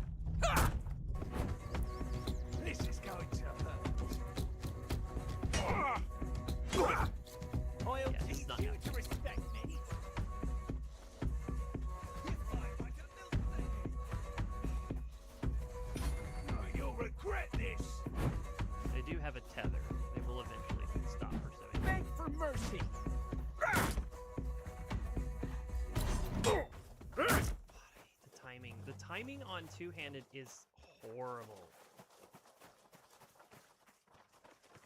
I genuinely cannot stand the timing on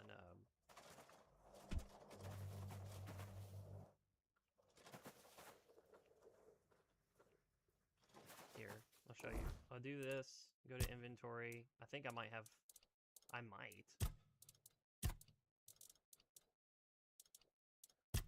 remember, it's this one.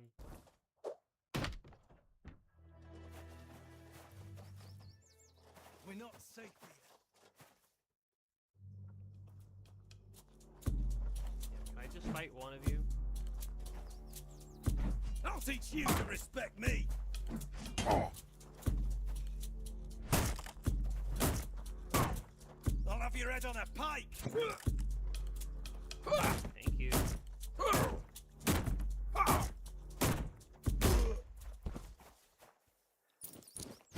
I know it's uninspired combat. I'm sorry. I can't do anything about it.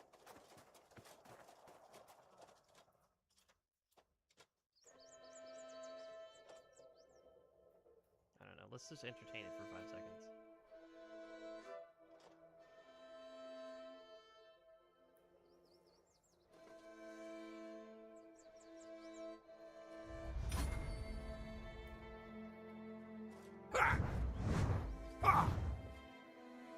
Why am I auto-attacking?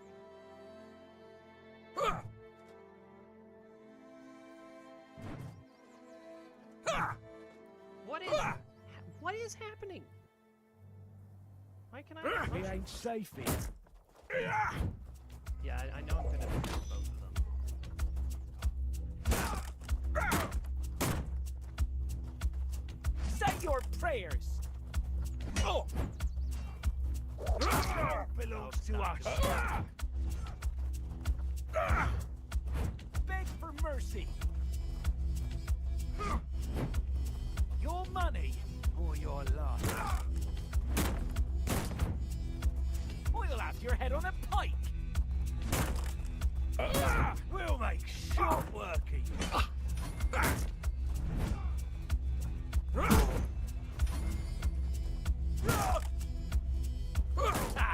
That's all you got. One-handed is going up. I just saw it. So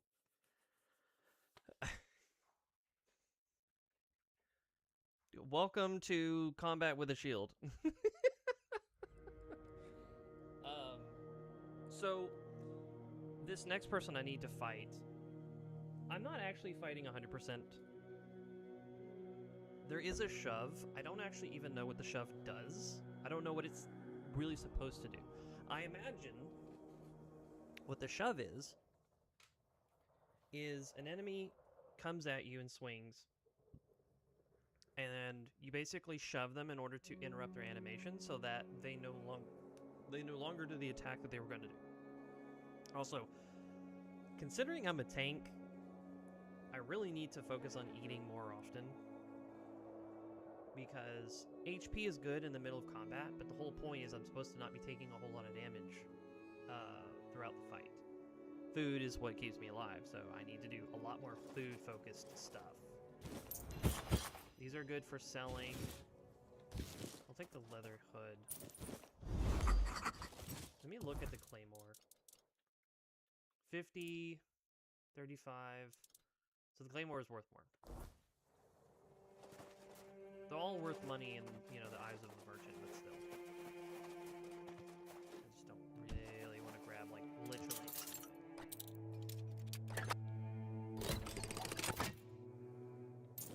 Last stand. Locks your stamina in place.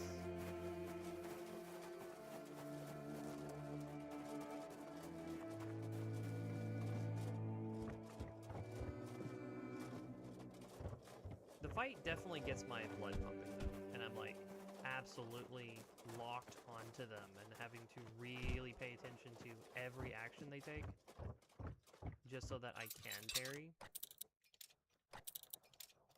Okay, cool.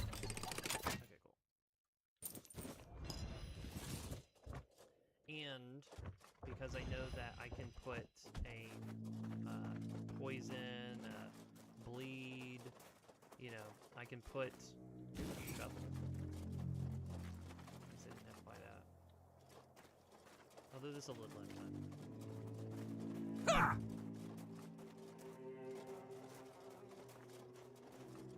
We ain't safe here. Ooh, he still clipped me. You'll regret. Oh, that's right, yeah. Every single time he decides to attack me, he's gonna be taking damage anyway.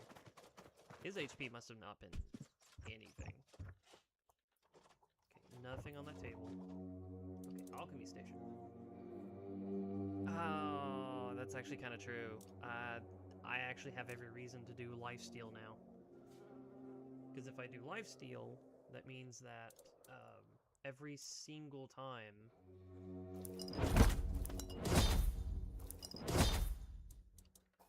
that I hit them, I take a little bit of HP, so it allows me to stay on my toes. This build has definitely got a different direction that I can go. Also, this should be a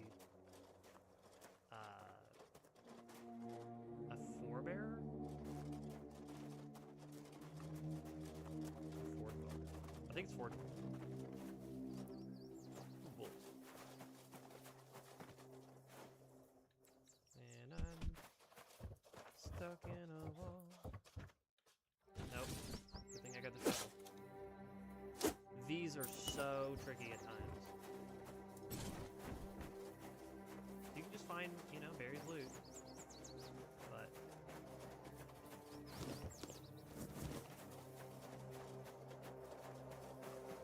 is it one or two? It's two.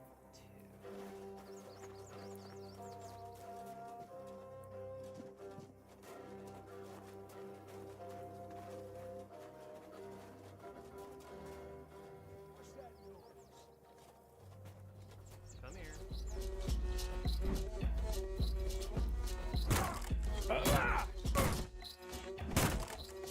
Is that supposed to work? You'll regret this. Your wealth is ours. You go away. We'll make short working. Your money or your life. Your gold belongs to us. This is my lucky day. You're no match for our band.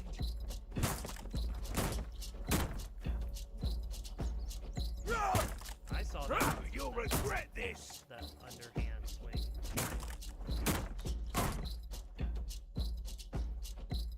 Your gold belongs to us.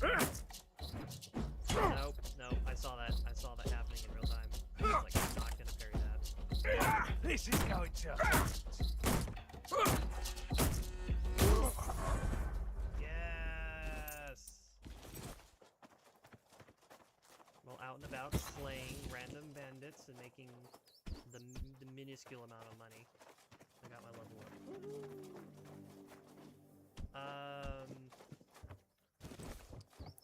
What was it?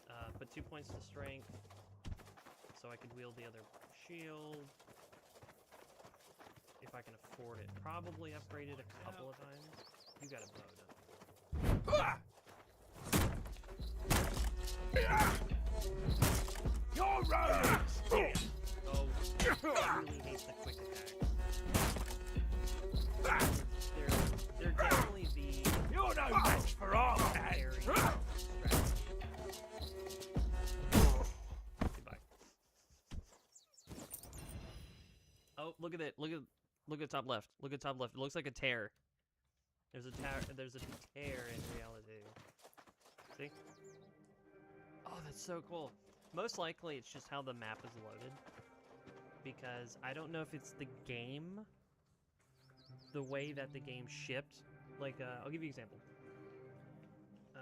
If someone running this game on like medium or high settings, if they came here and looked at the spot, would there be a tear?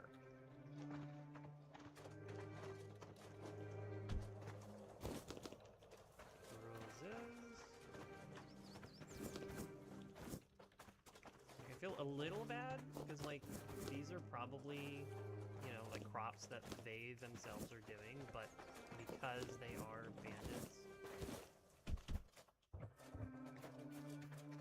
can't really feel too bad for them. Also, no, I am not punching a pig.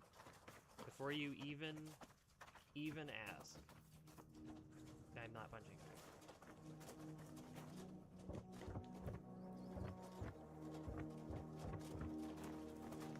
Let's go to this. So there's a cool thing where you can learn recipes and then you can always do something at random. But another thing that's really cool is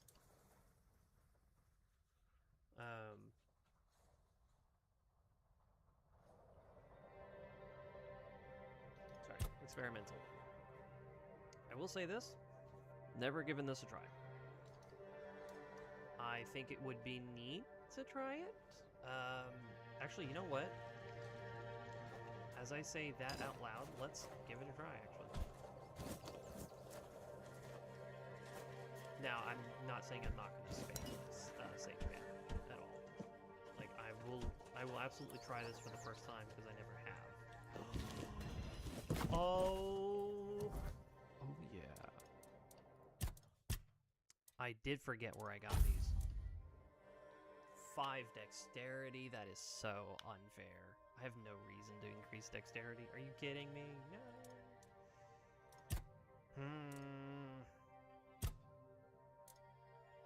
Never mind, it's attack speed. Okay.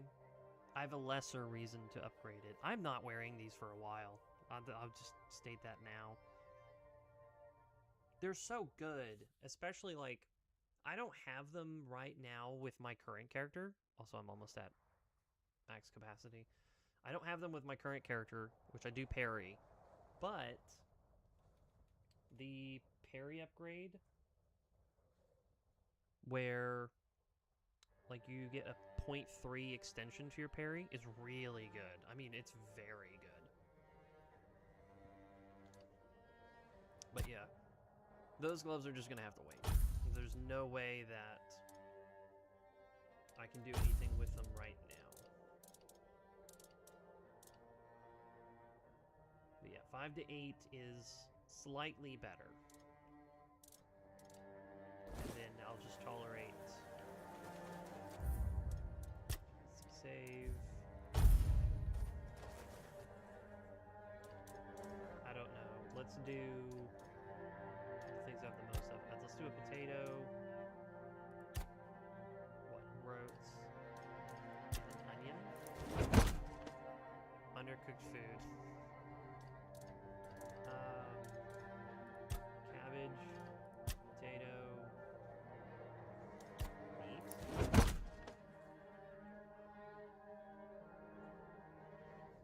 Oh, I'm not even gonna undo anything. I'm just gonna be excited that Oh, what? Venison stew is potato, and meat. Okay. Just ignore the fact that I added lettuce. I guess it only mattered that I had 2 of the ingredients, which made up the entirety of the thing.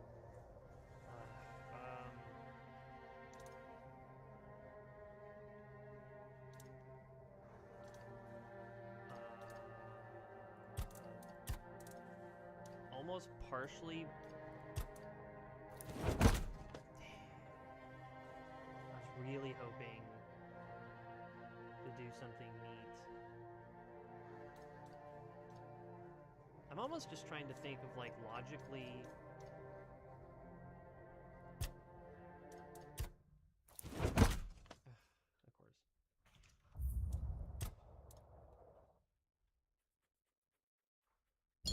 I could also just look up literally a table of just, like, all of the food. But like I said, I like doing all of this stuff just on my own.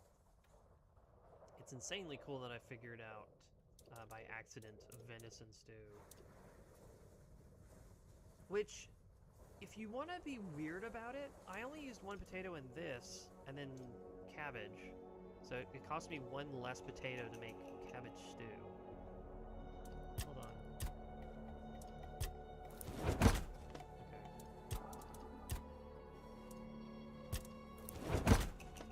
Still made venison stew. Okay, so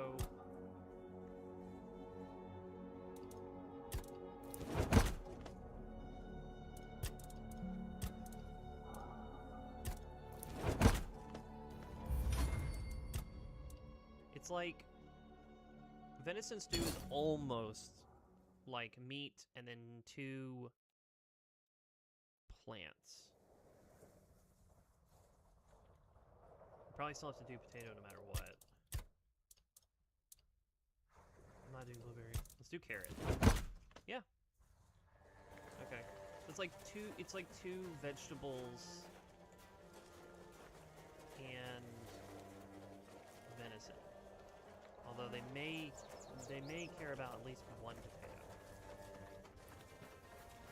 Also, I'm just carrying a bunch of stuff, so I'll just go back and sell it. There is a little bit of a gimmick that I will do later.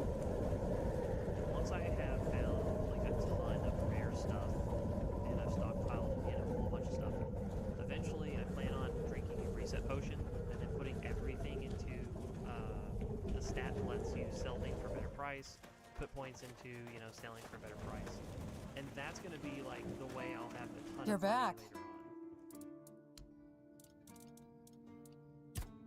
No, there's still nothing in there. Okay. I really don't mind selling this stuff for like less right now just because it's money. Like that's really all it comes down to is money.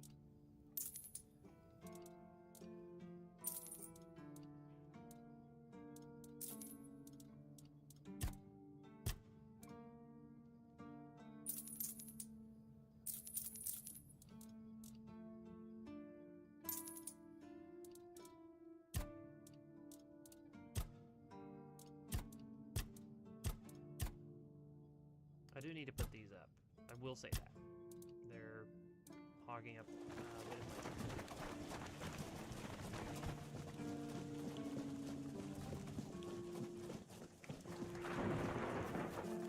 I was really looking forward to having that spell that just made it very... It negated 1 attack.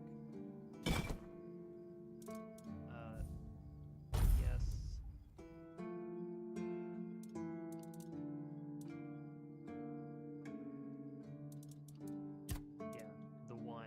Relic, yeah. Reduces stamina cost by 4%. Okay, I lied. Goes on your armor, and I guess anytime you would do something involving stamina, you spend 4% of it.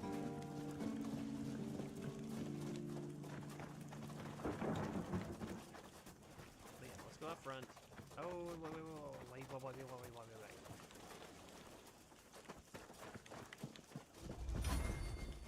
Oh, hello there. Upgrade 1 and 1. I can do it once.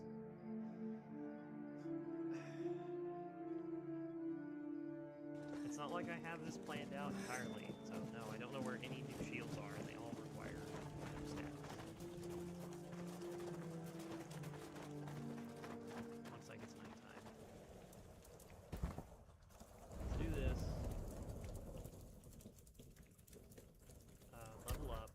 Let's do those 2, which gives me more stamina. Weight is better. Melee damage is slightly better. And then what I wanted to do is... Okay. We can actually replace this. So we do 9 to 12. And then we can always have that. So we're finally at the point where I would like to have 2 shields. Not just, whatever, but yeah. So... Oh, and this does... Oh, man! That's not terrible. If you simply block, you will now just dish out slightly more damage. 6% is nothing, but if it rounds up, it might give me, like, 1 more additional point. But anyway. 9 to 12. I really hope this works the way that I've, like, been hoping and speculating. Triple the damage dealt by shields. Now, if it doesn't show it... Oh, yes! Now, it was 9, so 9, 18, 27. So it's not perfect, but if you think about it, it's 6. So 6, 12, 18. So 18 is being modified by your stuff that will then turn into 23. Ooh, okay, cool. The math is live. You can see it with your own eyes. I'm so excited. That's so gross. All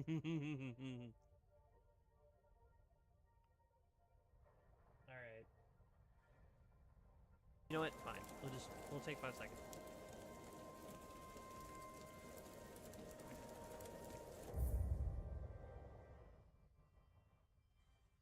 Cat gets what cat wants.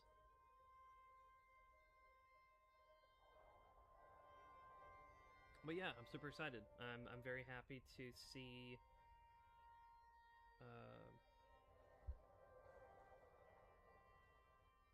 let's see. Trifernal, Polarachne, Morfrosts, Draco form is pretty crazy. You can expend Frost in order to target a Morfrost or Champion Hades in your underworld. This Morfrost gains all effects of the target till end of turn. That's such an insanely weird card to read. Sorry, I'm looking at Celestial cards. Morfrost's ability, I'm being reminded that this card is insane. You expend Frost in order to target a Morfrost or a Champion of Hades in your underworld, gets the effects. This seems so weird. Like, Hades' deck really is like mill.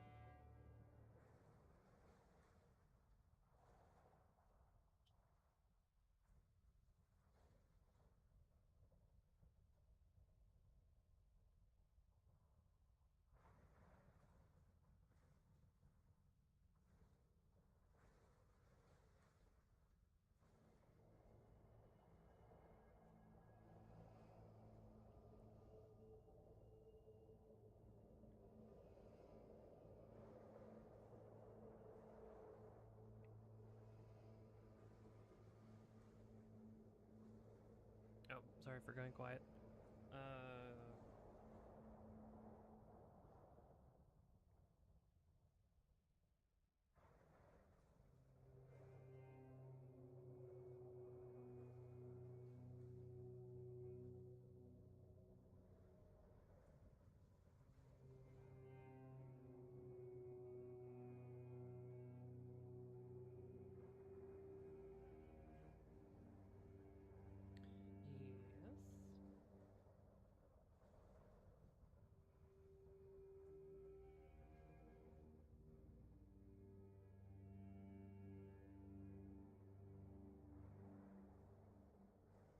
But yeah, it doubles specifically. Sorry, triples the damage on the shield.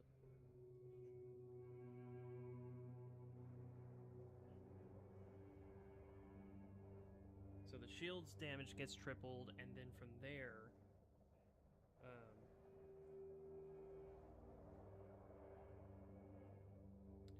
it'll be modified by other stuff. So that works. That works in the long run. It makes the math essentially a little easier. No, stop it. That's my mic.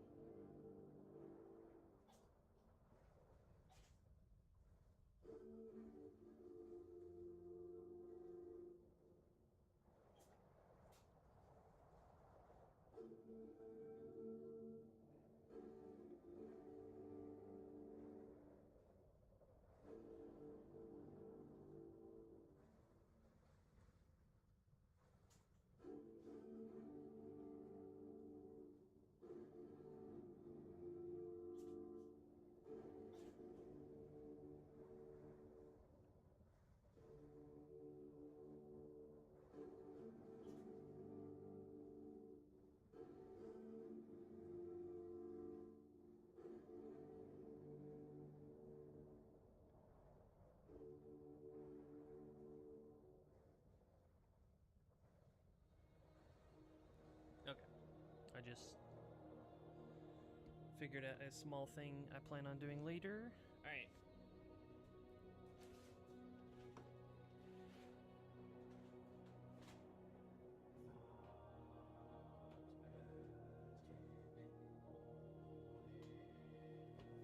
You can get up there if you want.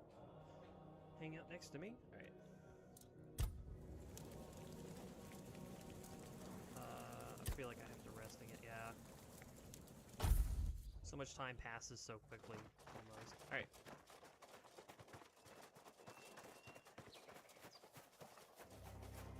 In my opinion, we're now officially where we need to be. I will do this real quick. Torch.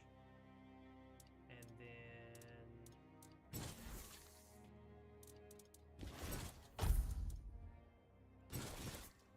mostly because there's certain enemies I'll have to deal with later that I'm probably just going to use that as like a,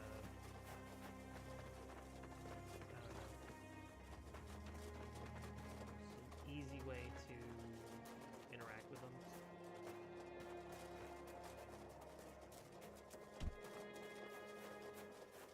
Make sure I actually interact with everything.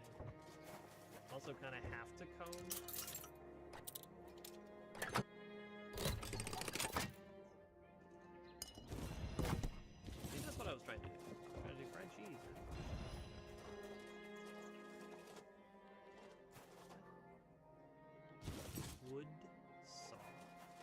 Watch your back.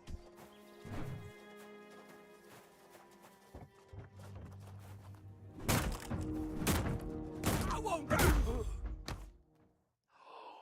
I just saw that too. Hell. Oh, I didn't know that.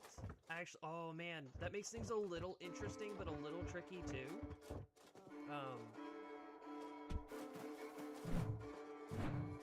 Yeah. So anytime that I swing, I'll be swinging with both. We ain't safe here. Oh.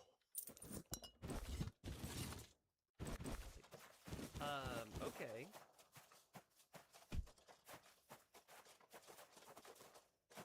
There's a bandit at the end of this.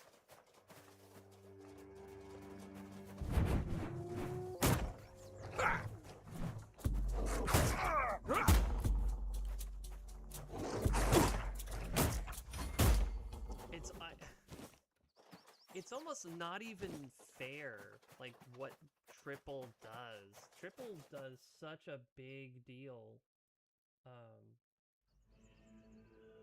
Sorry. My train can derail fairly easily depending on what I'm doing. The damage of the shield being tripled makes it to where I can just do so much damage. It's not even fair. Like, now, just fighting anything isn't even, like... Like is also a bad word. Like can easily just be plugged in and not used very efficiently. I'm able to now punch people for so much damage. And it's crazy. It makes half of this whole thing plausible because I still have to parry, I still have to block, I still have to deal with damage. I have to handle everything as efficiently as possible. But realistically, it really makes it to where, like, if I can parry...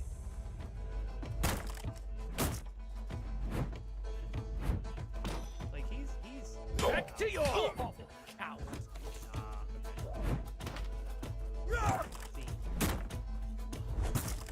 Back to your awful coward! My arm has never failed me. That's what I get for fighting someone who is, in the long run, way stronger than me. Cool. Oh, that's right. I did see it save right here. So, fast attacks is something you have to worry about, which is pretty much what you have to dodge out of, or just get really good at reading enemies and being able to parry. The more forgiveness you have for your parry window, the sooner you can kind of throw it out to anticipate an attack, especially like quick ones. But as you can see, like as I'm punching him, he's taking it like he's supposed to. He's taking it like I'm, I've done some quests, and I built up some damage and I've, gotten some perks and like maybe a couple pieces of armor and I'm fighting him, but my armor is not reflecting my ability to deal with the fact that he's doing a lot of damage. So, no, I should not be fighting him. Up on me. But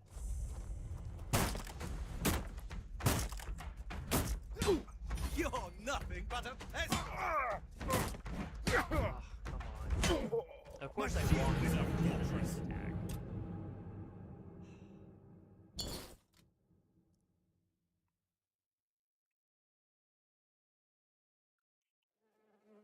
Yeah, that bird is trippy.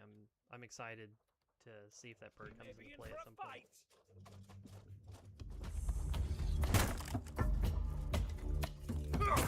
It's almost worth it just to parry. Show me what you are made of. Oh, it did. Such a cheap shot.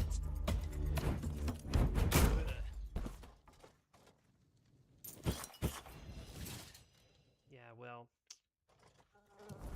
you might feel that way, but you're the one who was parried into oblivion and died, so.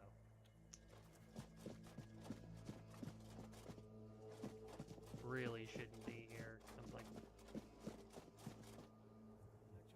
I am really acting like my britches are massive. It's like I should not be here. He is an archer, so that is a problem.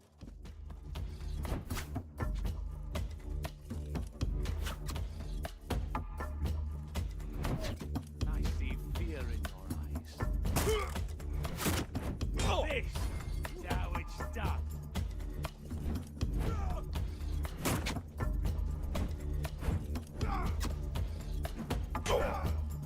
We'll make short working. Your armor Every won't single action save I was you. trying to do is just not working.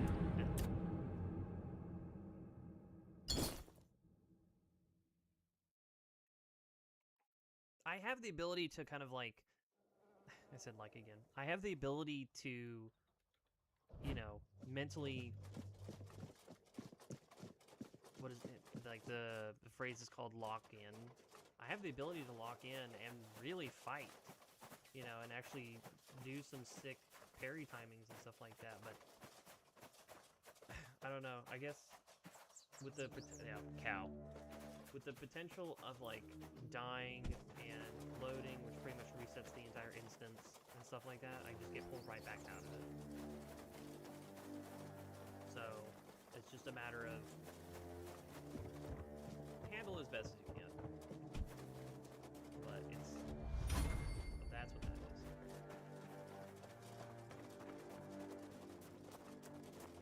Yeah.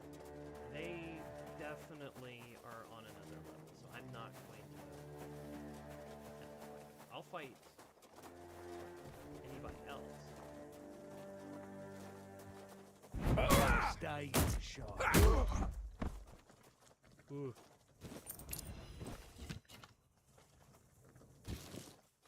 Threw that attack and I was really like, whoa. That last throw wasn't a throw. That was a parry. I might be making a bunch of venison stew. I have to be careful because if I'm gonna...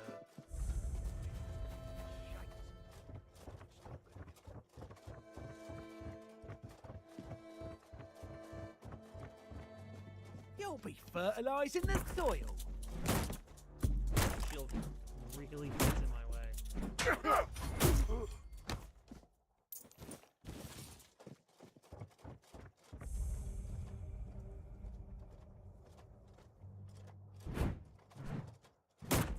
Stay sharp. Bye. No, this is not a great place for ragdoll physics. I am not getting my loot. I would say fighting enemies that I know I'm gonna have a hard time beating, it would just make way more sense. Hey, Soulstone. I think it's like 5% of the damage you deal is... Oh, that's right, charges whenever you get a kill. I'll teach you to respect me.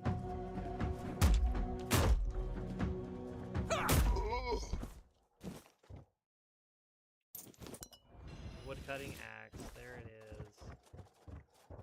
Now I don't feel like such a silly goose for buying it. Again, the concoctions are just like the thrown items. You click it, and then you leave the menu, and then it's just been thrown. Like, it's weird.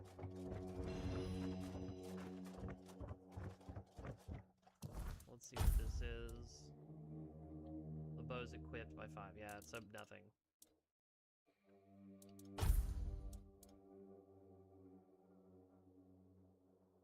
So see, like this one.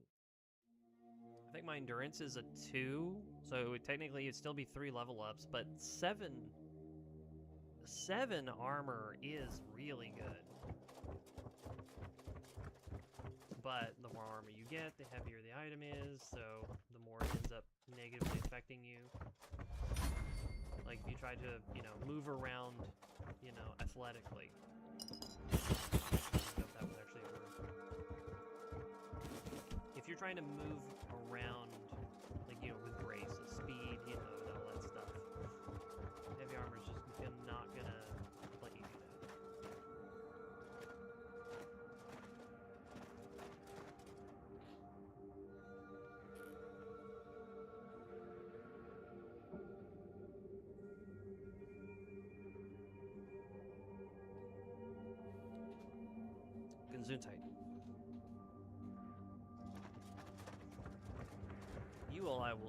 I will not be fighting.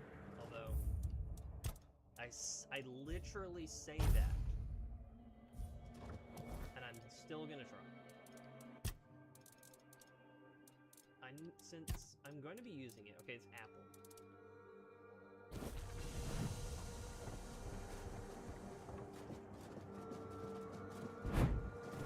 Huh? Did you hear something? Oh! This is going to hurt. Now, of course you killed You him. survived that. Cheap little bugger.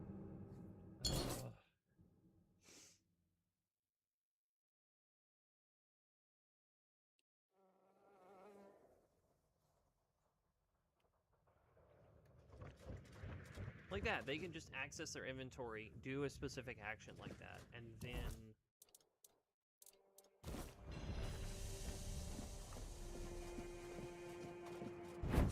What's that noise?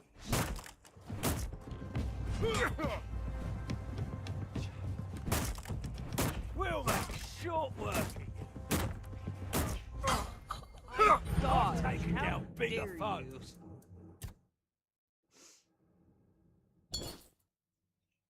I don't know if I was out of stamina. The fight is possible, but I take so much damage. So, like the first time I found him, I'll have to come back later. I could do it enough times, but it ain't worth it.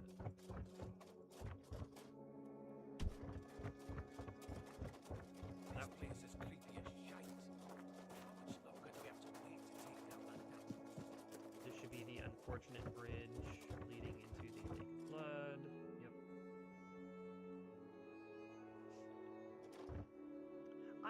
Okay, so I hate to like kind of take a statement back. I may go to the Lake of Blood because that particular target is potentially feasible. So I remember fighting him, and I think it was just a matter of like time and patience. Yeah, I'm over here. I'll teach you to respect me. Oh, he got slowed. Beg There for you go. mercy. Yeah.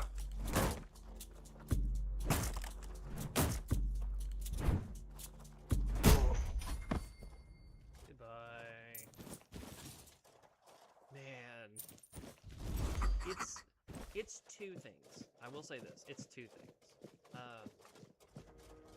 It feels incredible doing a combination of parrying attacks, because at least you've gotten used to it and you know kind of like when to parry.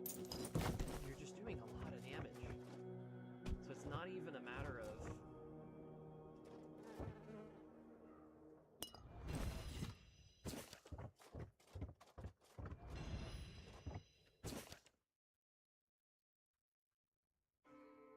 It's this weird, like, concoction of stuff you can bring somebody.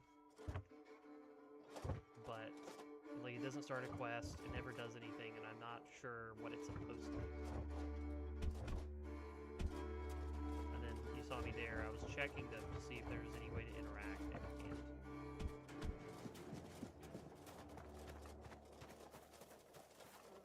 It's one, so...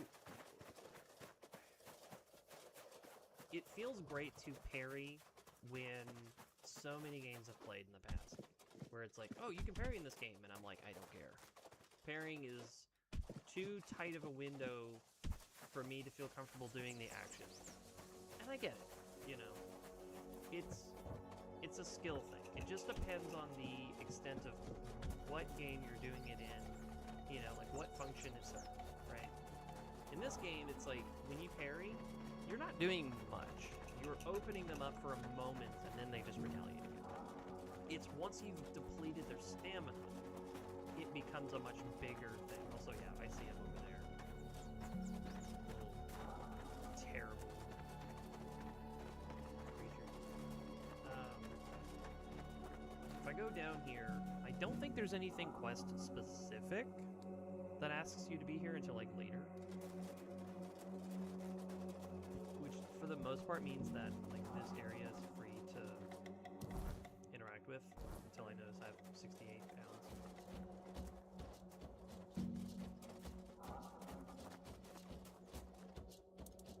I'll just do the thing real quick. So if you add fuel, you're packing it. So if you add fuel to the bonfire, you get access to a ton of things. You can use it at instant fast travel point once. You can do your alchemy here, and then you have access to your stash.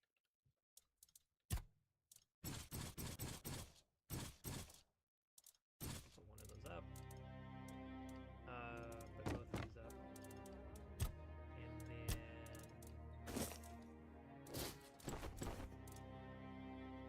they're 2 pounds, but I do want to hold on to them because it would be a good thing to work towards. This one I will hold.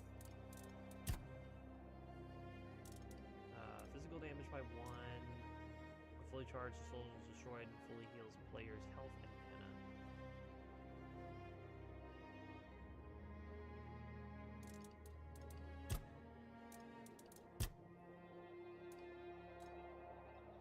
Brings me down to 41.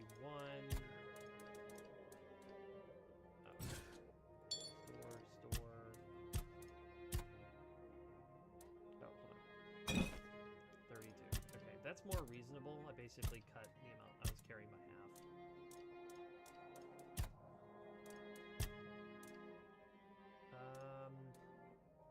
Also, King's Road has clearly seen better. I suppose it has. A pity it has become a hunting ground for bandits. But do not worry, my friend. Let us walk this path and make me whole again. I will restore this island to the glory it deserves, the King's Road included. So, what I mentioned earlier is I want to get started on woodcutting as soon as possible because the combination of arrows, which is what's necessary, for wood. You need lots of wood to make the arrows that I was making, so I don't need them now. But wood could still be useful in its own right. And then, even if it's not, I mean, if I'm sitting here farming it constantly, then even its value technically will add up at some point.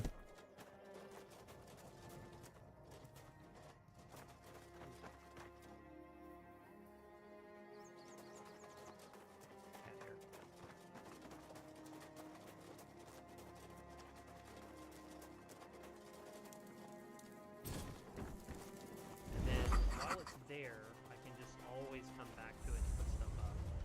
Because I think under only certain specific circumstances does it just. So I need to not take one because.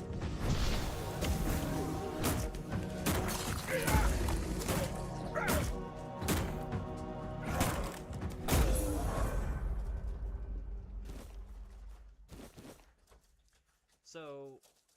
Yeah, that level is awesome. I should turn around and spend it.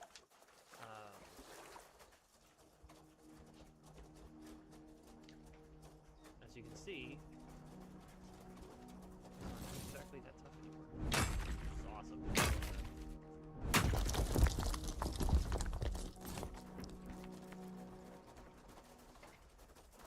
But I will say for sure, I am squishy. No way that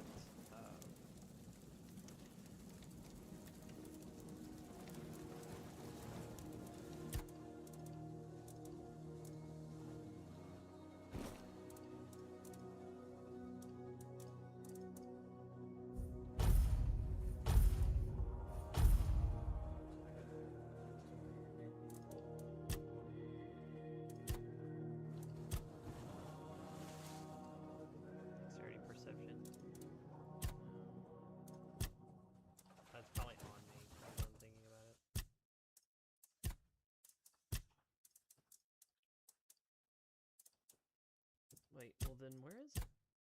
Oh, it's right there. I'm sorry. So, endurance. It's 7.9 pounds. No, I can't do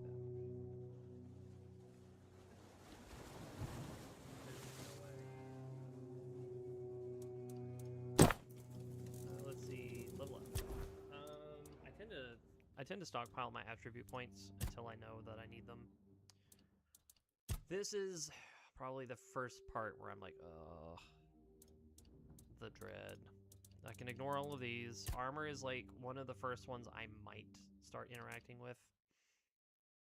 Because it's right here, it's like, deal additional damage when attacking, 20% of your armor added. This is good. Obviously, this makes a point of why I want to have so much armor.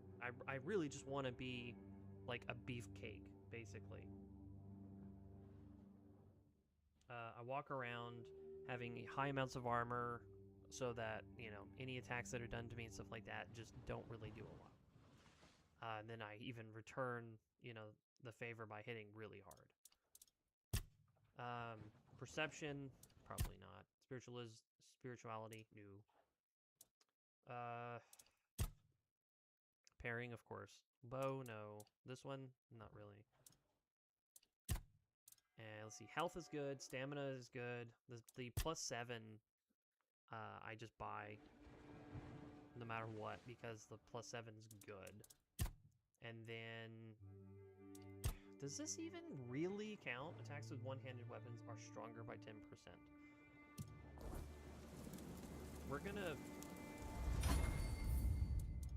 I'm gonna do a slight bit of save spamming, or load spamming. So let's level up. It's 10%. That may change. 23, 34.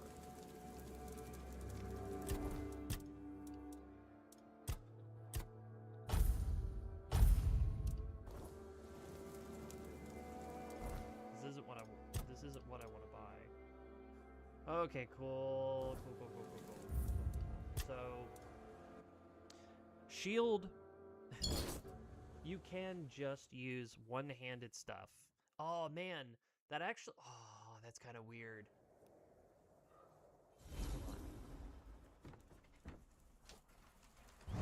Yeah. Okay. So you can swing with both. So you can do a power slam with both shields, just having a really short distance to do it with. Okay. So yeah, so I can do this into heavy attacks with 2 weapons cost less. Fighting with 2 different weapons of different types increases physical damage by 20%.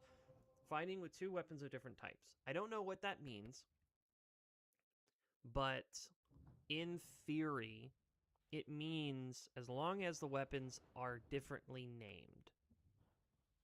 Because eventually, like, I have 2 rapiers on another character. And technically, I could do this one. Fighting with 2 weapons of the same type increases attack speed by 20%. If I wanted to do dual rapiers. Which is not a bad idea, because they stack, you know, crit chance. But I'm wondering how this works. Because the idea is to do 2 shields, for the most part, no matter what. So the stuff that's like, oh, have one thing in your hand doesn't work. The having a free offhand decreases stamina cost of parry by 50% doesn't really work.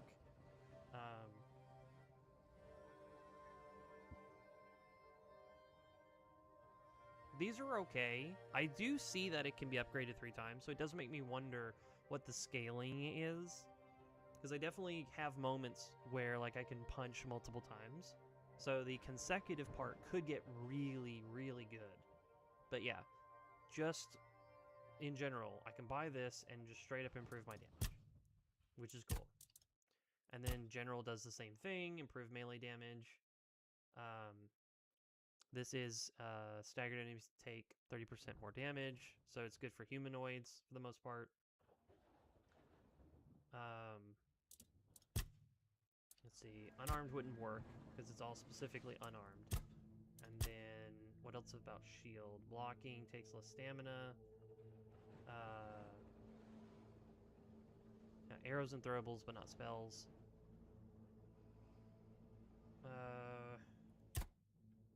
Just flat. 10 to 15 is pretty good. 10 to 15, yeah, makes sense.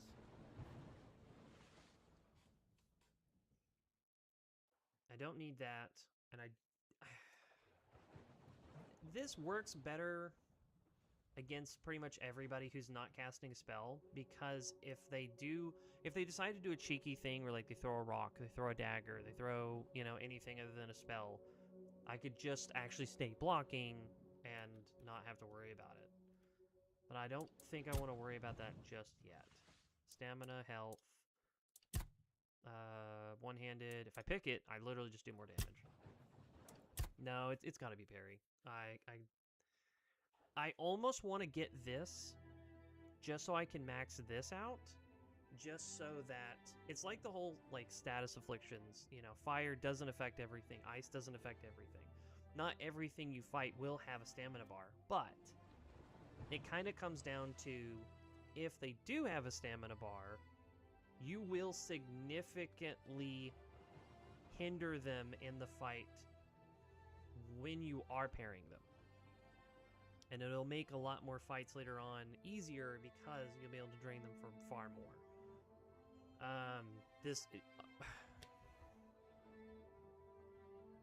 Parrying increases critical chance by 20% for the next attack. I mean, okay, never mind. Yeah, I'm pretty sure it's just going to be crit. Guaranteed 20% if you happen to parry, which is pretty much the whole point of the build. 3% chance to stun an enemy. I mean, slow and stun at any given time? Yeah, that's great. You can parry projectiles to deflect them. Now, shield is shield, you know. It has its own thing. This is just parry in general.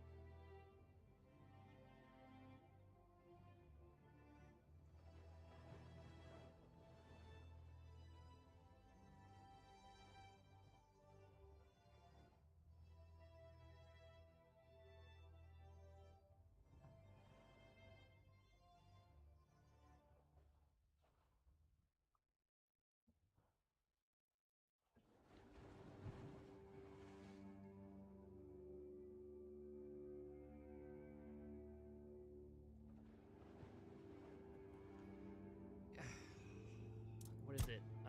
Endurance. Shield. It doesn't really have that much that I'm really craving. It just seems like parry is just like such a strong direction to go in right now. I'm scared of this. It's like, if it's 10, then 15, then 20, okay. That's fine.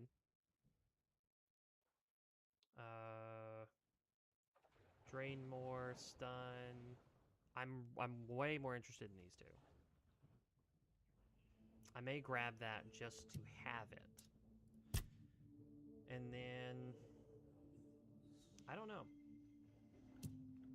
I'm gonna sit on them until I actually know what I want to do with them.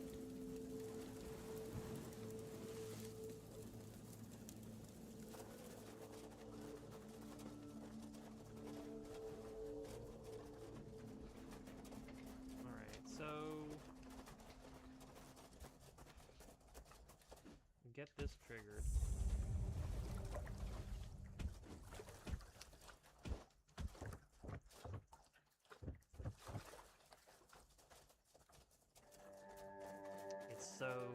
It's so weird.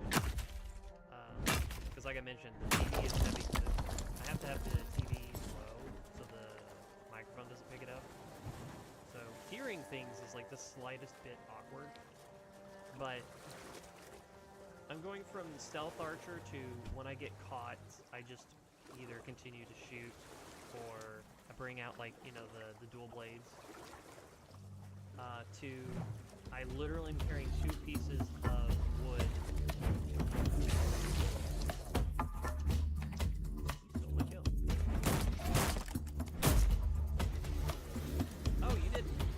Oh my god, you're dead. Now you are.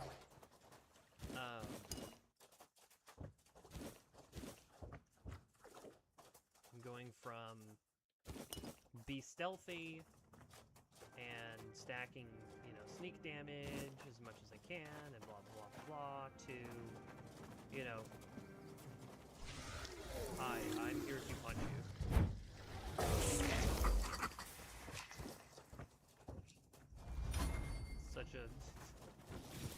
It's such a 180.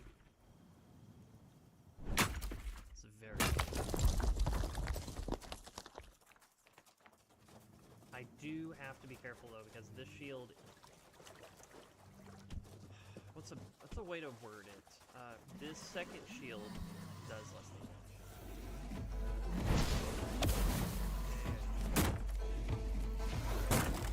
I can't sprain your skin. Oh!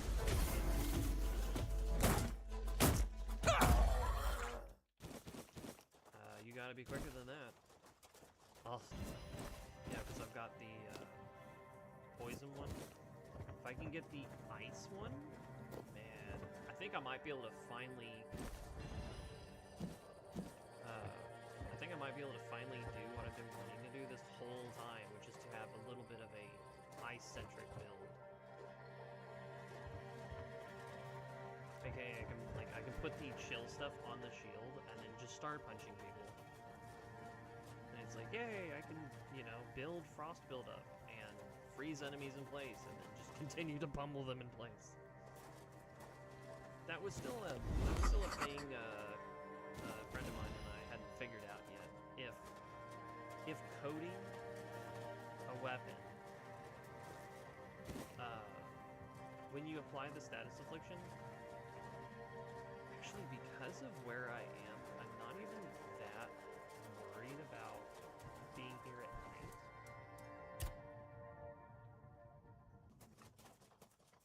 I don't know when the weirdness specifically starts, but I actually kind of want to fight the rest of these enemies while...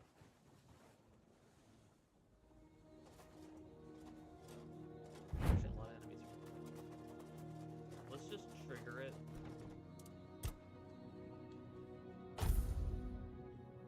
There it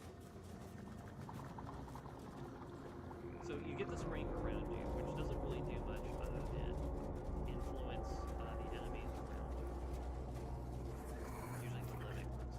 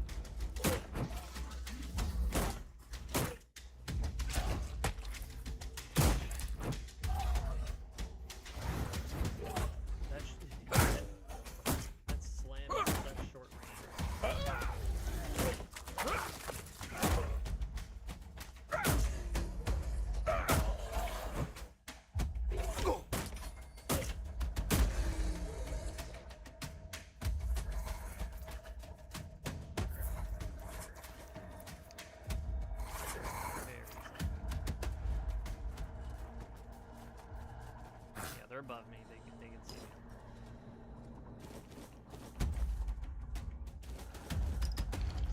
The only reason I even did that really is because I want the web they provide once it's nighttime. Each one of those is providing at least 3, and I got my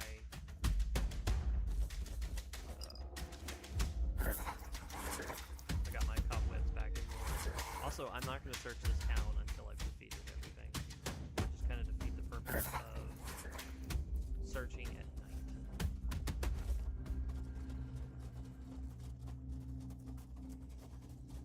Plus, I'm a brute. The worst that could happen is I get overwhelmed. That wasn't even bad, really. Just a bunch of the undead.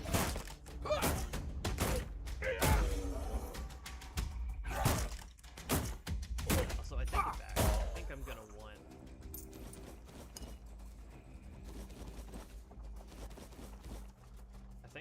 want... attack speed. Realistically, I would love to be able to just pummel the crap out of it.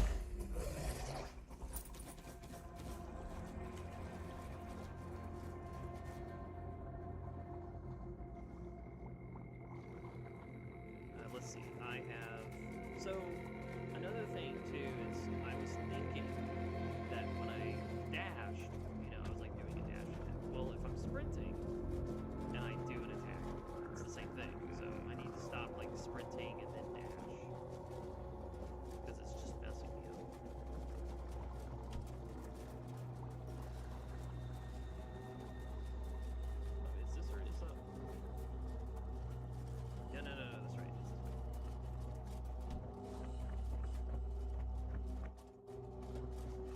Originally, I avoided the knight at all.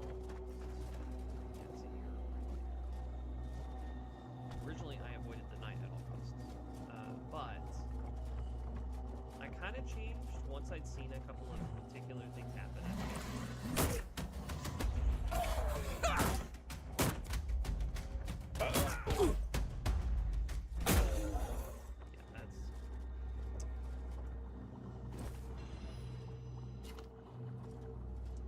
This is the lovely gentleman that gives me the bow that is insanely powerful in Act 1. I'll show it off for a second.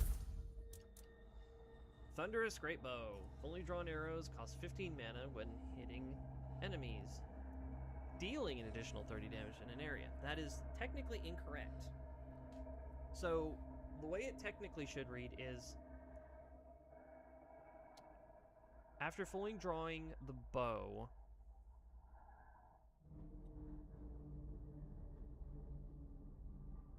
I'm having to think about it for a second. Spend 15 mana when fully drawing the bow.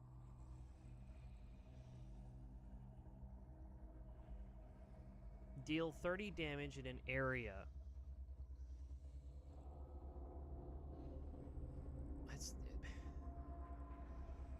Anyway, I'm making myself work harder than I need to.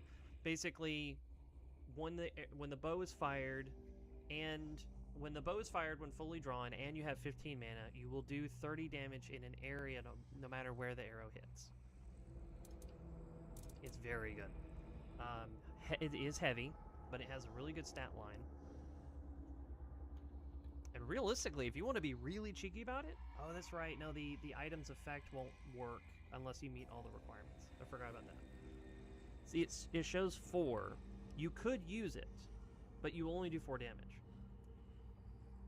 The closer your stats are to fulfilling it, the better the armor or damage is until you fully meet it. And then, of course, you know, anything that adds or, you know, modifies damage will then show it. But it's cool. This carried me all the way through Act 1. It started Act 2 with me, and then eventually just happened to find a weapon that was grossly overpowered compared to it. But I will forever be happy that I found it, fully switched my character over with the reset potion and everything. Okay. Forgot how many enemies. Oh man, that's right. It's multiple.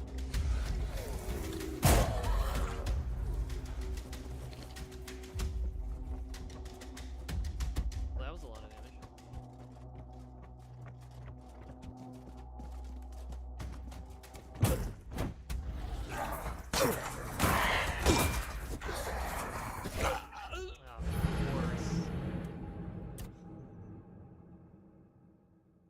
I wasn't expecting him. Out of everybody in the village, I was not expecting him to be there. That's the reason I did. I totally forgot he was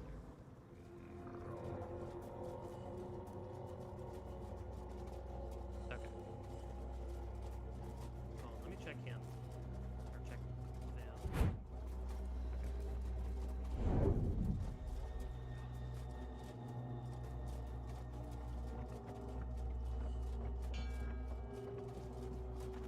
That suction of air, that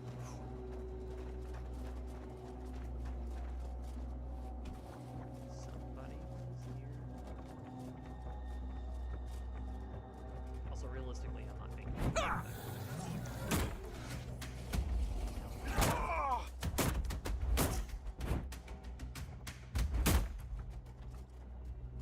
I still fell off. Dang it.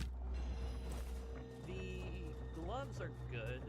I think it's just a flat, yeah, bow draw speed. Let me eat before. Oh no, I don't want to eat that.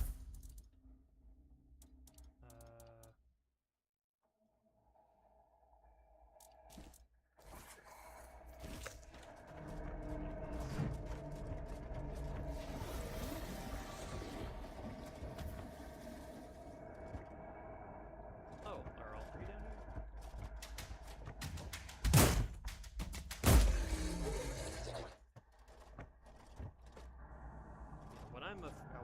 afraid of is specifically the thing that came around the corner. He is... It's a menace with a club. That's what he is. Food. Keeper's tag.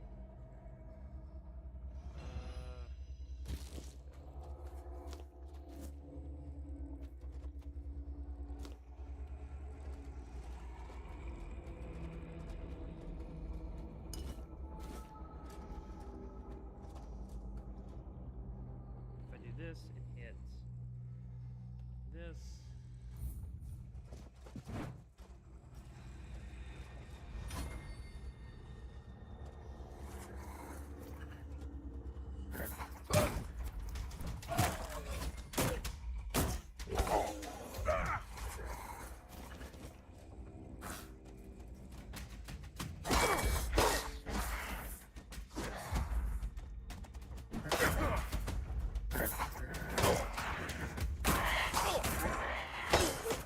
Of course we traded. So the issue with him is his animations are so fast.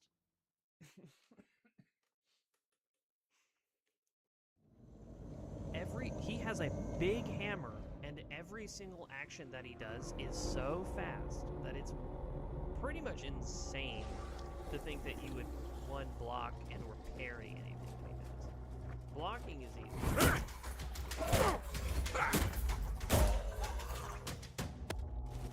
It's the parrying that's like...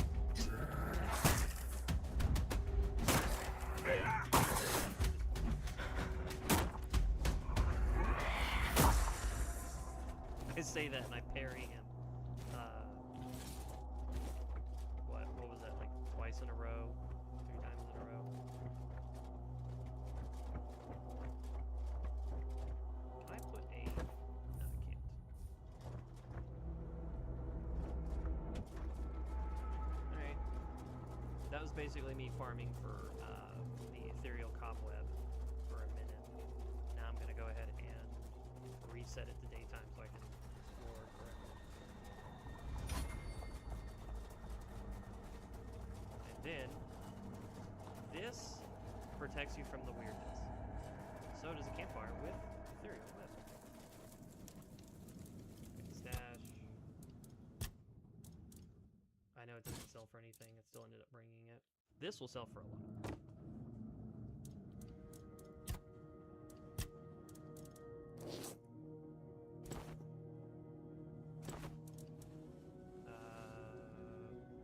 Dexterity. Yeah, man, both of these are dexterity.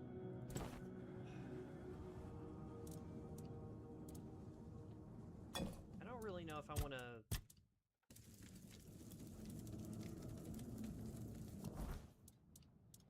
What is this? Max health, max stamina. I mean, it's fine. Mana. I need to remember that I have that I have the encumbrance limit. Funny enough, if you do not rest long enough, it won't extinguish the flame.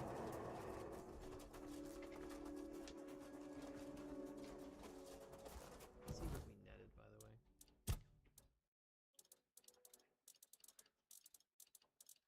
Technically, if you hunt at night, you get these. They're, for the most part, they're not worth uncovering. It's not worth spending the cobweb to, you know, find out what they are. Oh, that's right. Yeah, it's right here. So 52. I think I went from 15 to 52, which is a really good net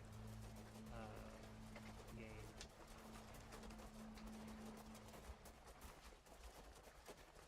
Goes already.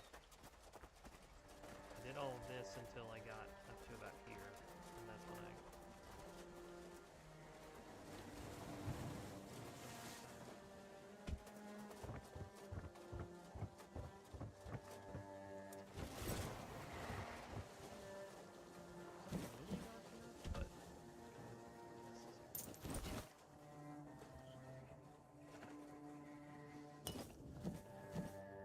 I'll take the iron.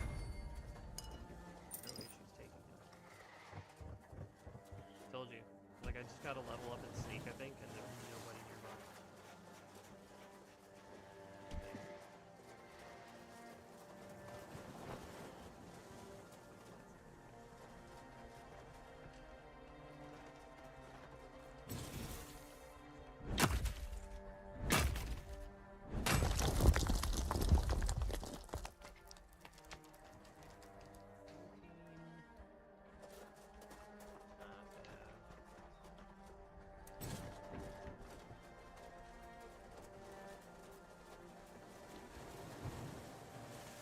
say the range of the shields is clearly going to be short.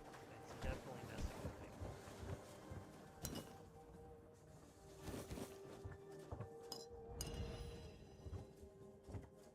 Interesting to find a compass.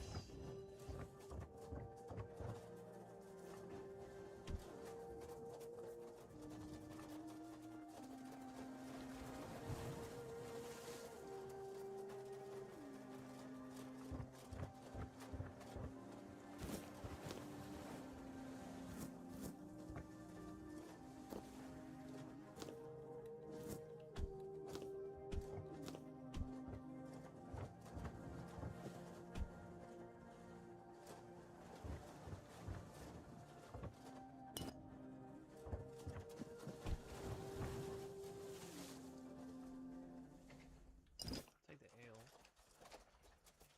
Lots of campfires. And then yeah, there's a cave you can go into, but I don't remember. I don't remember what's in there the first time. I just know what's in there the second time. It's not worth going in there until you're going in there for like the story reason. Once you go there for the story reason, you know, like then it's worth going in.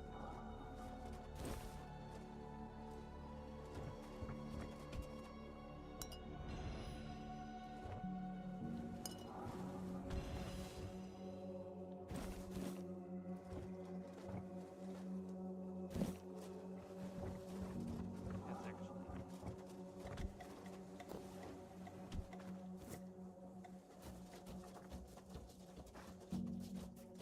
so the game likes to be somewhat funny at times. You can find things underwater.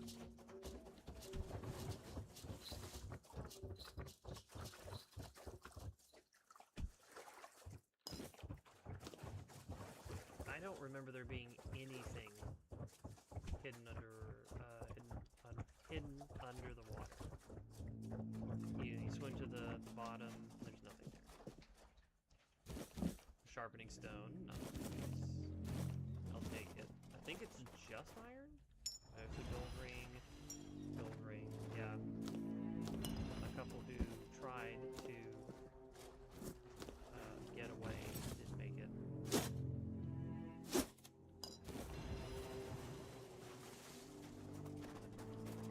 Like I said, these buried chests are very tricky at times.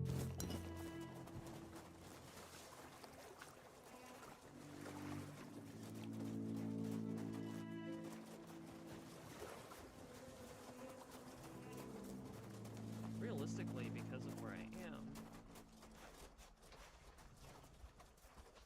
I can eventually go forward and start. Honestly, I should just go talk to her. But at the same time, there's a good chance that I could actually finish it for her. And not even need to, what is it? You go there, you clear everybody out. You technically start the quest, and then you can just, you know, immediately talk to her. Like, oh, it's done.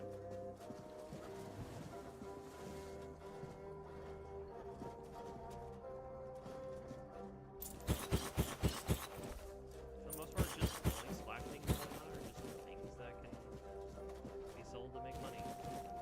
I need to remember that with.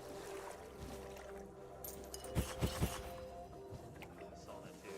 It's kind of funny. I didn't realize that you could find meteorite throwing daggers this early. So there's copper, there's iron.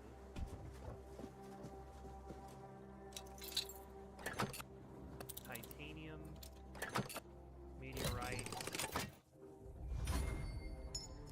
hailstorm, spell. Some of the early spells are very cheap and therefore don't really do a lot of damage, but they're still good. I think hailstorm's effect is there's more conflict.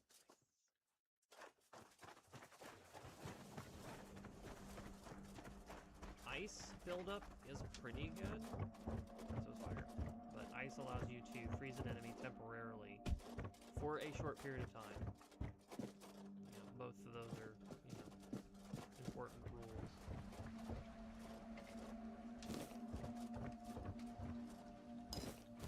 And then the moment that it runs out or you hit them, they're free to get up. Problem is that, from what I've seen, if they're on 4 legs and you freeze them in place, because freeze is literally that. It's not like slowing them down, you know, it's nothing like that. It's, you are completely incapable of moving.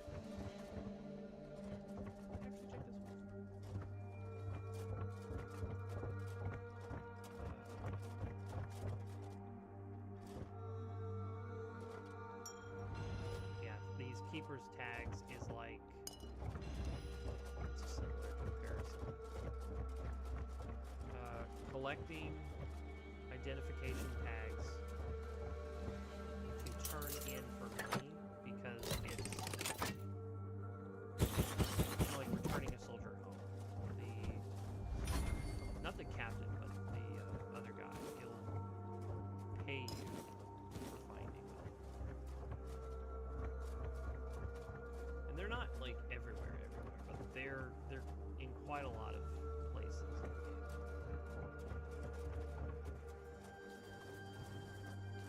I don't think it's worth going in there until you do the story thing, so I will just wait.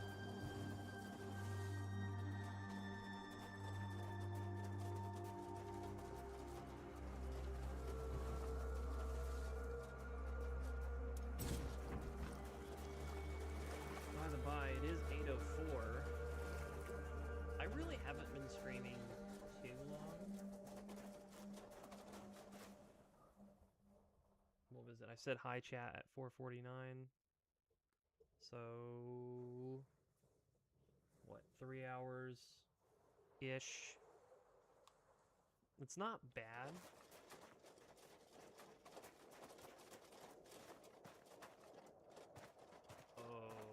Oh, okay.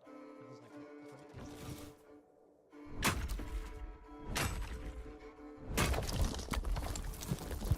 my damage is, oh, 6, nice.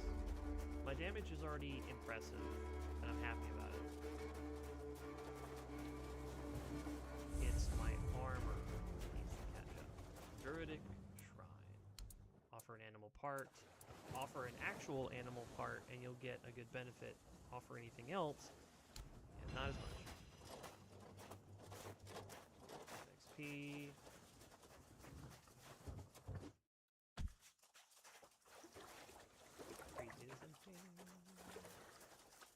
There are enemies. Hold your ground, man. And realistically, I'm only worried if they shoot at me.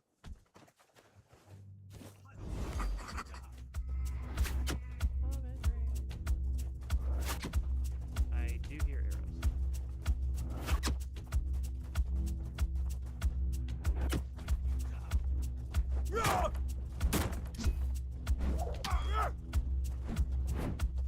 These are horribly aggressive. You're nothing but a peasant. You'll fall to my sword. That's because they're... Back to your hovel, coward. Blow for blow. Back to your hovel, coward. Yeah, Your you armor can won't save you. I'm not worried about the,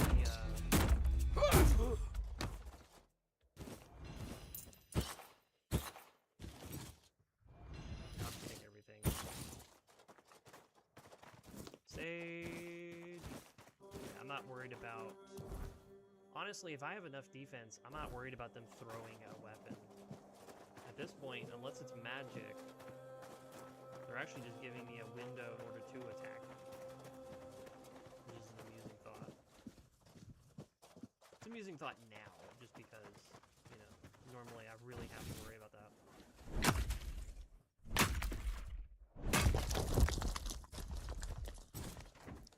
I'm not happy that I ate a venison stew, but I am basically done.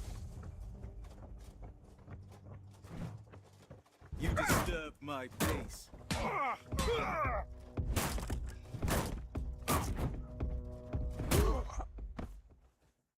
come back for you in a second.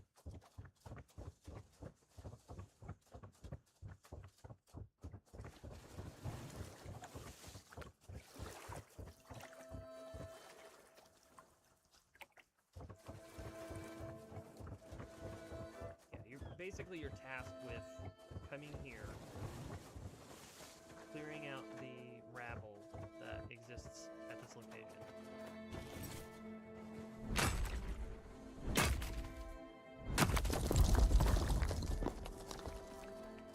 And it's a job well done.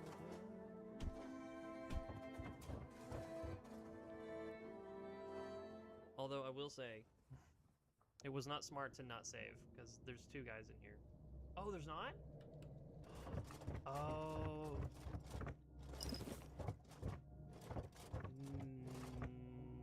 Okay. Okay, maybe I lied. So this would be an example of me doing something before I'm supposed to do it. She may give me the quest, I still have to come back here, and there's technically 2 guys that I have to fight inside that,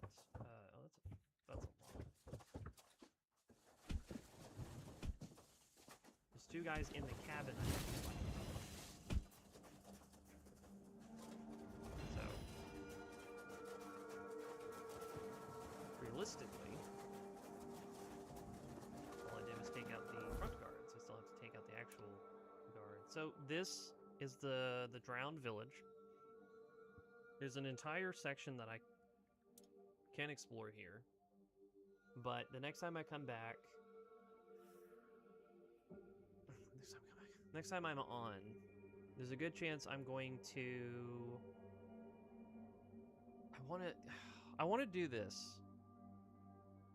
I'm not afraid of the skeletons, but my defense is lacking very much. And I kind of need to do certain quests that are a combination of easy to do and it gets me XP and stuff like that. But I think this fight is actually manageable so long as I parry him, because I have the damage now, effectively. And then what? I think I got this. No, I could have sworn I went up here and I did all this ballsy fighting and stuff after I got the. No, I didn't. Anyway, I'm rambling. In theory, I should be able to do this fight. I have kind of cleared this area, but I haven't gone across the bridge to fight this bandit. It's possible, it's just I gotta be careful, and I really don't need to take too many bad hits. And then there's the entire shore, but then there's also technically like this shore, and then going here, and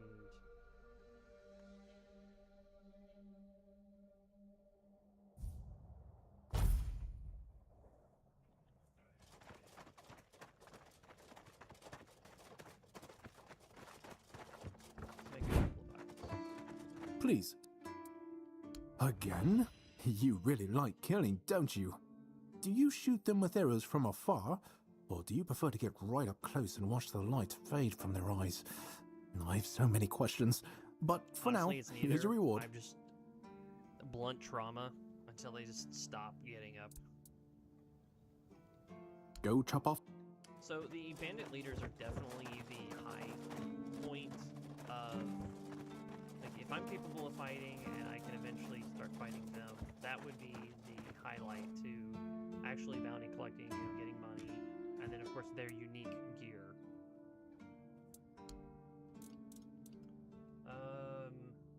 There's the fishing rod, which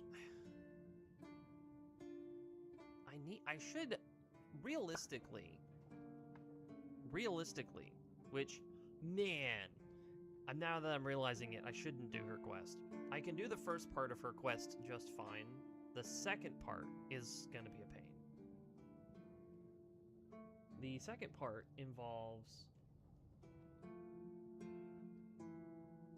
fighting something that I am absolutely not ready to go toe-to-toe against. I think it's like a troll. I don't need the movement speed. I really don't need this. Should be able to find something later. Actually, I should favorite these, just so I keep that in mind.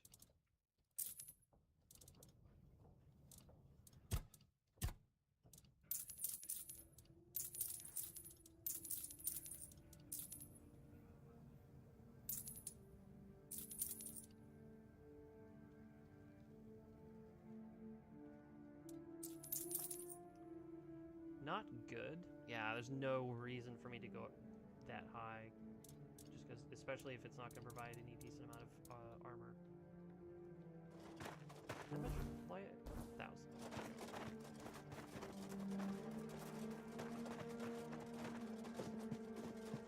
It's nice to have a break. I don't have enough.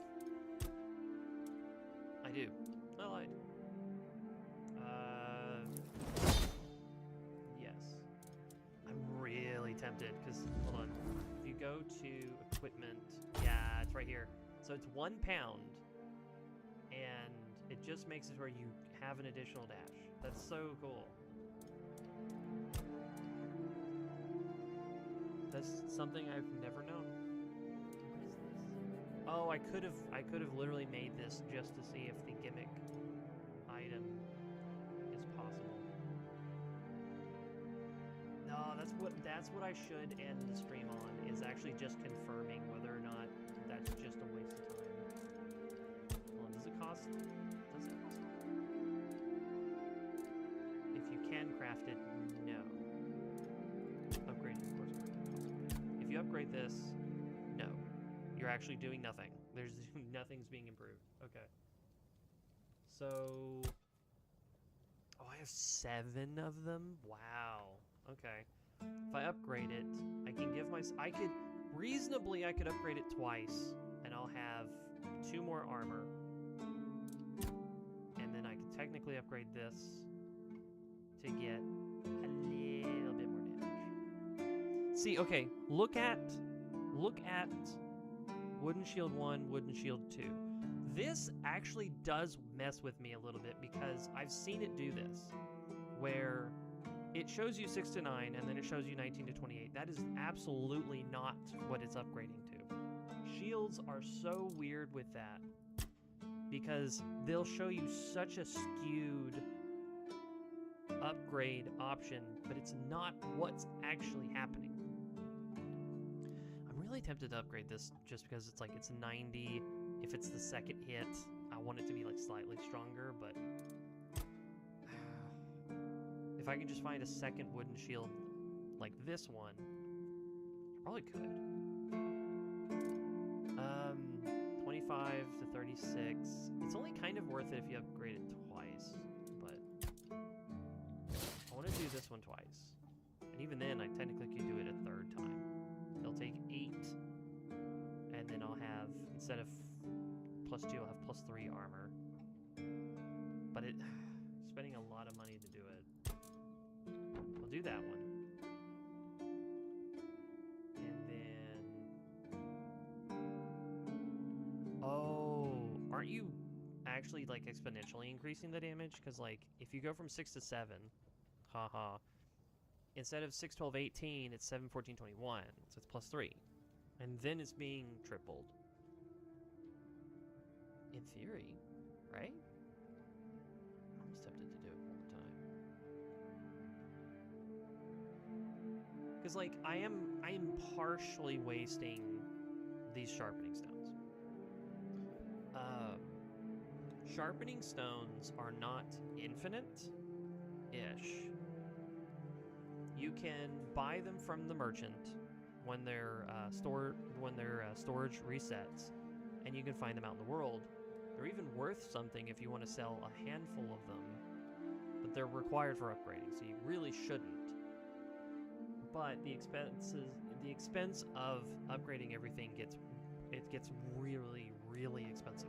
Your cost, money-wise, grows exponentially the higher you upgrade everything. So take advantage of it as best as I can now is what I would suggest, because every one of these little upgrades is going to make a big difference later down the line for my survivability. But if I eventually, use the reset potion, sell everything I literally can't use once I've collected a ton of stuff, then I'll have enough money to not worry about upgrades and everything else later on. I just got to worry about the now, and the now says, try not to spend too much money, try not to spend, too much resources on stuff like this early. It's doing enough damage. So, stuff like this works better in the long run because, it does keep you alive better, providing more resistance. Attach relic. I can't, it's 500 to open up a slot. I don't think it's worth it. For 4%.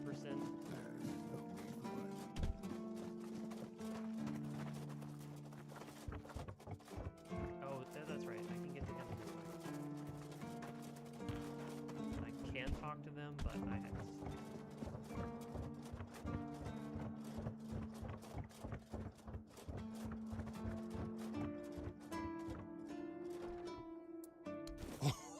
Oh, thank you, friend. Let me repay your kindness. Even though I don't have much, I can at least tell you about something I saw a little while ago. It might be interesting for an adventurer like you. See those rocks near the shore? When it gets dark, sometimes I see a light there.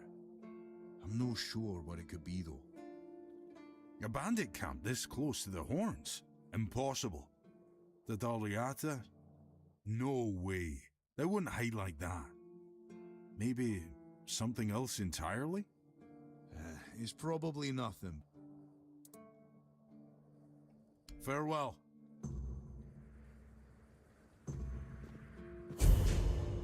Yeah, it's completed. It gives me 100. So, what he's technically talking about is over here. He sees a light. It's an interesting note for me because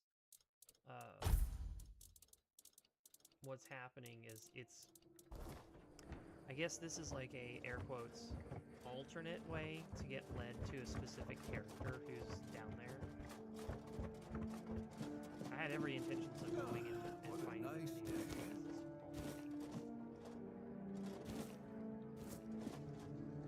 I'll take it.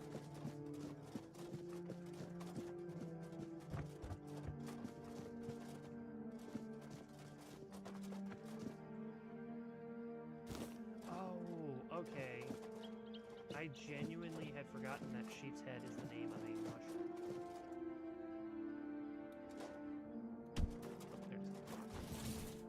Creeping around like that will only get you more attention.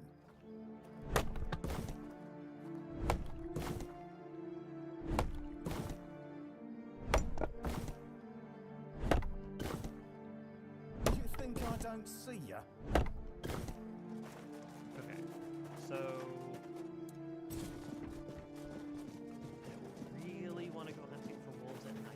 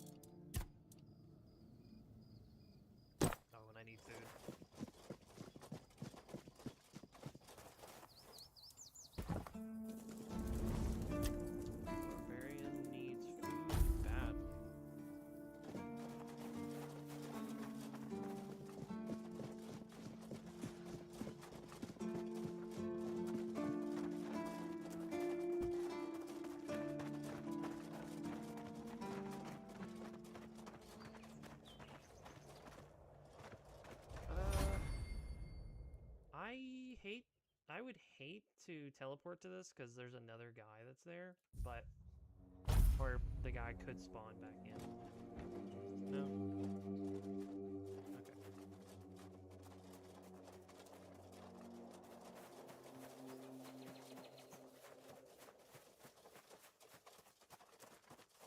Oh yeah.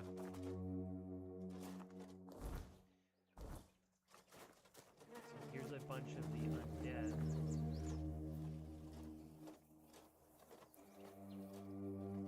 Who are all here either to surprise you.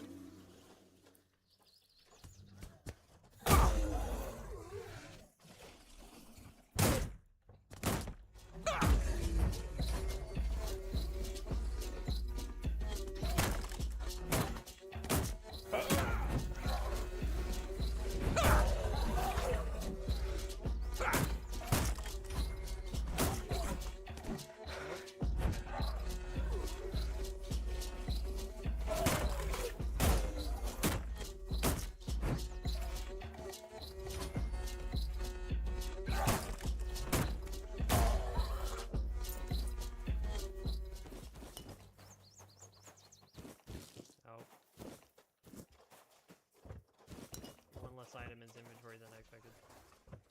Yeah. They're supposed to ambush you. They did me. Oh, let me tell you. You go into the mines, and then you come out this way. This physical damage by 8%. May. Guess what we just stumbled across, and that's putting on a field.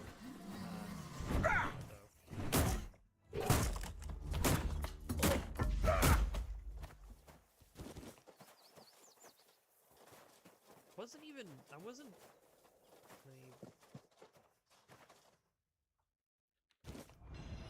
Increases sneak damage by 20%. It's insane. So I don't remember finding that there.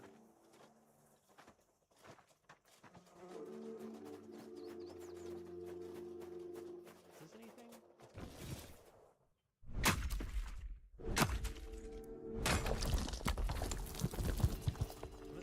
I'm just gonna go ahead and take a potion because I'm not that worried about it.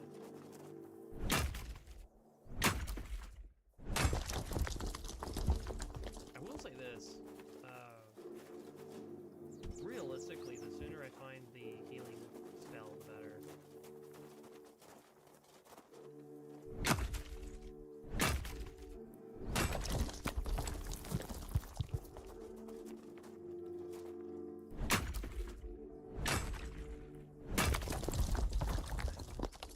100% not sure where I can find a wolf, but considering where I just realized I am, I have these.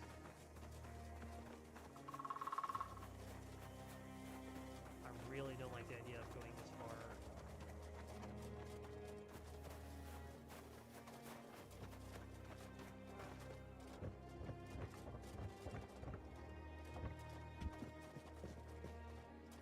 I don't like the idea of going this far forward because it uncovers more of the map that I don't actually, that I haven't explored myself.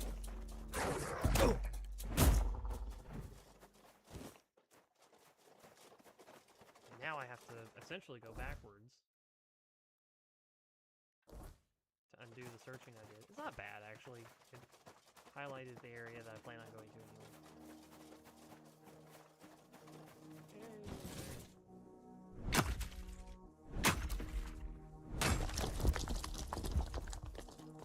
What I would like to do for sure is uncover some more meals. But yeah, that's the mines. That is an area I think I can go to with reasonable ease. The problem is remembering. I think I remember how to get to both secret areas. I think. Oh, that's right. The mines actually has like an actual boss fight in it.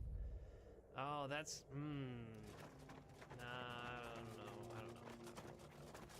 That fight sucks.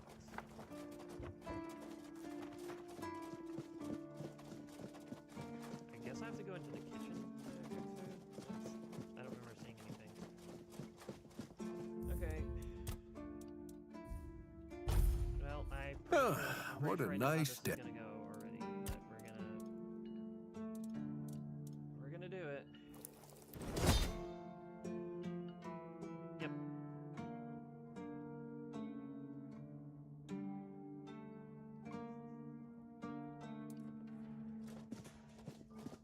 Yeah.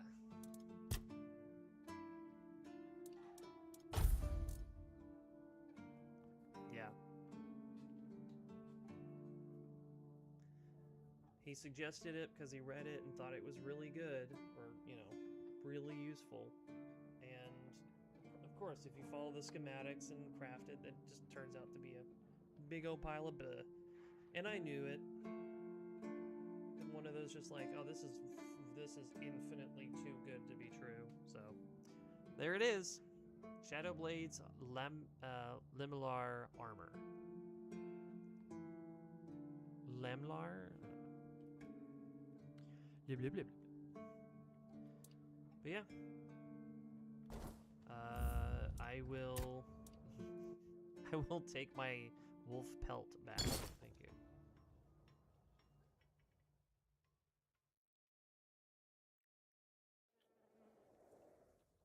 No interest in wasting those materials. Alright. Honestly, yeah, that's probably what I'll call it. I've got stuff I gotta do. I gotta fix dinner. I gotta just kind of exist contently until I go to bed. I had to adjust the settings. I know. Did you? I don't know if that was. I don't think that was captured when I first started streaming. I had to adjust the settings because I'm trying to stream this, and so the dimensions changed, which was really weird. And I really hope that when I switch it back, I don't have to, like, the dimensions stay and everything's fine, and I won't have to, like, do any finagling again. But yeah, this was fun.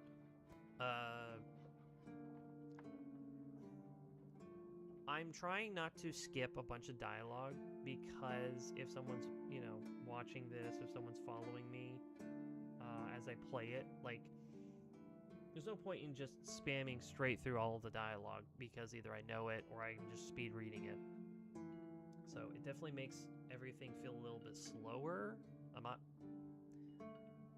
not trying to complain because I'm doing something for the convenience of others. I'm expressing that combat is appreciated because I'm taking my time with all the dialogue and stuff like that, so it always it feels longer than it actually is. So I end up enjoying combat a bit more. It's a weird trade-off, but it's fun. Parrying so the Shield Warden is basically I'm trying to parry everything in the game, which is kind of a funny statement to say, but I'm trying to make a character who's using 2 shields, and weirdly enough, because I hadn't actually tried it, if I, you know, consecutively swing at somebody, I'm using both shields. So I have to be careful about the second shield. And then the shield I'm buffing does say, you know, it's like when I take damage while blocking, I gain additional damage. That's pretty good. Also, I just reminded myself. Hold on. Now I'm going to throw away the 500 in gold. We're going to do this. And then we're going to attach this. It does show it retroactively here. Nice. That's very cool. I'm very happy with that. 7/14/21. And then I guess +2. Maybe, oh, it was like 5 and then it went to 6, right? And then I just upgraded it again to 6 to 7. And that makes it to where it went from 23, what was it, to 27? Because 7/14/21. So yeah, triple damage is weirdly affecting the amount of damage that a shield can do. But yeah, 29 to 41, no slouch. No slouch in the damage department whatsoever. I don't have anything that's actually appropriate damage-wise. But there were other things, you know, there's like 11 to 13 and stuff like that. And because I've leveled it up to at least 7 to 10, it's like a short sword. It's, you know, like some basic equipment being modified. And now it's just literally 29 to 41. And I still have one-handed. I've still got general. I got things across the board that's just going to continue to give me more and more physical damage. And I'm excited. I'm excited to literally pilot a character whose only gimmick is the only weapons I can use are shields and, air quotes, wands for parrying. Or, like, we'll talk about it later. There's, like, 3 specific weapons in the game that I can use. All swords, bows, you know, everything I don't have to worry about. I can just eventually mass sell everything I own because I don't care about any of it. Armor, really short and sweet. I don't have to worry about anything other than physical damage, bonuses, and like just high numbers to keep myself alive, yada yada yada. You know, it's gonna be cool. And anything that does physical damage affects this. And then we took the one perk in the skill tree that's like one-handed weapons. It affects wooden shields. Shields is his own category, but shields technically count as one-handed weapons. So shields pretty much like triple dips because it gets all the benefits of parry, it gets all the benefits of shield, it gets all the benefits of physical damage. The only thing it doesn't benefit from is, you know, two-handed because it's not two-handed. But it's insane. And then, yeah, this is an early thing that I really enjoy where Thorn Helmet gets really expensive to upgrade after a period of time. But if you're really not worried about, what is it? If you're not worried about having a helmet, which I will say there is a helmet that like gives you, it's like 15% increase to physical damage. That's probably better in the long run. There's technically 2 pieces of gear that do like thorns damage whenever you get struck, whether you're blocking or I think parrying too. I don't know if, I think I need to test that. I need to test whether or not enemies actually take damage from my armor if I parry. Because like they are striking me, but I'm technically interrupting them. Because this and like the chest piece that I can think of would work better if parrying doesn't work, where you're just blocking only. But they're unscalable damage. It's only good whenever you happen to be struck, whether you're being struck with a shield or when you're being struck without realizing it.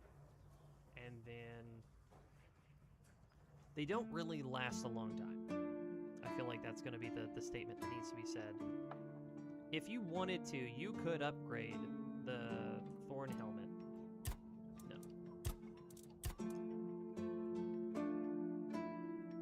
Costs 320 right now. It will grow exponentially, I think. They're not growing the same way like later equipment does, and maybe that's the point. Earlier gear doesn't, you know, scale as bad.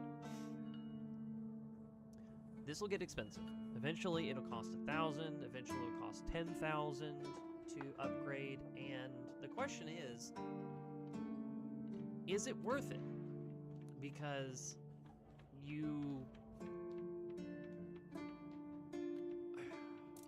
what is it? I do 29 damage in a punch. That's good enough to wound certain enemies and then to do a good amount of damage to other enemies. So if I'm doing 7, right, it's basically the base damage of the shield, which is not a whole lot. So they would have to hit me a lot of times, but that's the whole point. Chip damage stacks over time. So let's say you raise the damage to 10. It's like, okay, someone hits you for 10, you know, it's a small amount. Point is, you get to Act 2, nothing cares. There are enemies that have so much HP that 10 is probably 1% of their whole health bar. So that's why I'm like, it's not worth it to do certain things too much. Because this helmet, it's good for Act 1, but as soon as you can replace it, especially with something that just gives you better damage for your shield, go for it. So I probably won't upgrade this anymore. The armor rating is good. Don't get me wrong. If I can afford it, you know, yada yada yada, it's great. But there's no point in scaling this too hard. Same thing with this one, you know, a little bit of max HP, whatever. This one kind of makes me wonder. Especially since, like, what's funny is, if you look, see that green is on the right side. Parrying gauntlets +1. It's 1.5. Armor is weird, where if you wear it, like, I think it's like you get punished for the weight, because it's like you're not wearing it properly because you don't have the stats. And, you know, yada yada yada. But you can wear armor that you can't wear properly, that gives you a better armor stat, just because whatever the negative is, it's still higher than what your current armor is. It's very fun.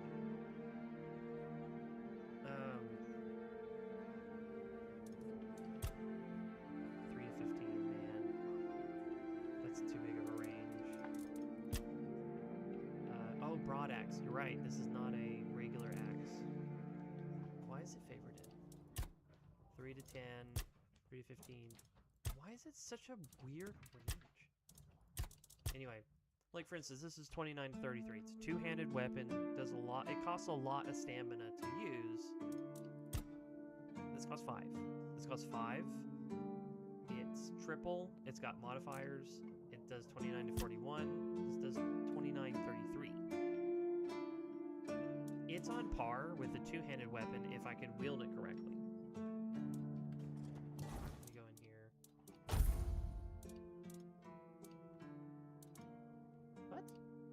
Oh, because I hit the wrong one. So, to do 29 to 33 damage in a swing that costs 27 stamina as a two-handed, it takes 7 strength. I have a shield that's +2, takes 3 strength and like 1 endurance, I think, to wield. And with a perk, this shield does on par broad axe damage and even better maximum damage with way less stamina cost, way less requirement. It's crazy. This shield is nuts.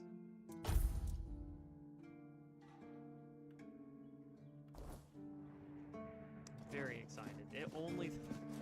Like, we haven't seen any magic. The only thing I'm not excited for is just fights that are just very cumbersome, very problematic, you know, very tedious, you know, every word in the book that's just complains about, you know, combat. Let's see, what do we want to do?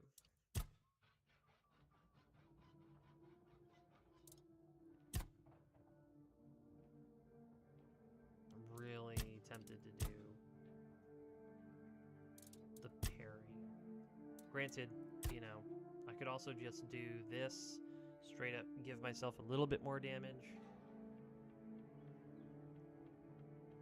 If I wanted to, I could just spend the next 3 points doing this into, you know, just gain 1 flat armor to, you know, deal 20% of my armor rating, which is not good. I will say that. This is worth it once I get enough pieces of gear that says, hey, when you wear all of this and you've spent the money and, you know, you're at like 20 armor, you know, 20% is 4 points of damage. If you buy it 2 more times, it's 60%.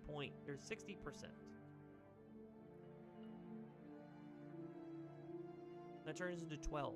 29 plus 12 is so much damage. Like, I'm so excited. I'm so excited to have the want and means to build a character that wants to have as much armor as possible. Like, literally just a, you know, just a Death Knight walking across the field. You know, have so much armor, it's insane that things have to hit you exceptionally hard for you to feel it. And all you do is you just pick up this big menacing shield and you just punch something in the face and it just drops. Or you parry, you know, an enemy's attack, you know, a sword being thrown at you. You just parry it and you just bang. Like, it, I can see it.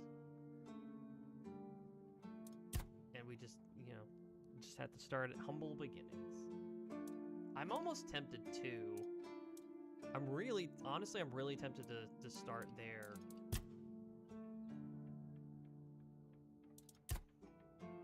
Taking damage. First, like, any swing you do at full stamina, which is, it's not hard to have full stamina. This one's probably stupid. This one's probably really stupid because I just don't understand how it works unless it works exactly as you would think it does, which is the moment you throw a punch, even though you're spending stamina, it's technically you've already buffed that attack. It's kind of like if you do the archer thing where, like, if you dash and you have, like, you know, plus 30% damage for 3 seconds. If you pull an arrow back and you fire it, even if you lose the buff, that arrow is currently buffed as it's traveling through the air to hit the target. It already knows what its damage calculations are going to be.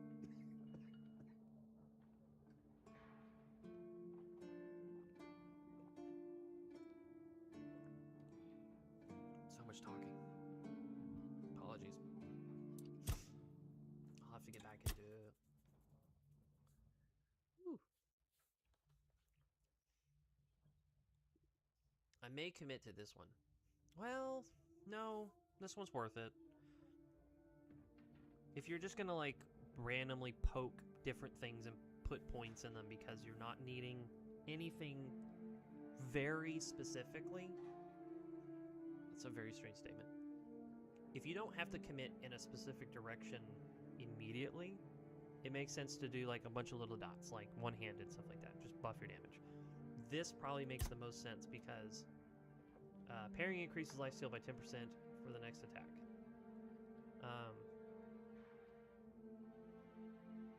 If you successfully parry and you punch them, however much damage you're doing, you're leeching.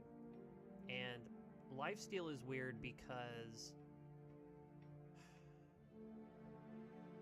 if I'm aware of it correctly, parrying increases lifesteal by 10% for the next attack. It's a flat increase of 10%, meaning even if nothing is giving you lifesteal, the whole point of you, and it is 10%, Jesus, it will go to 30%.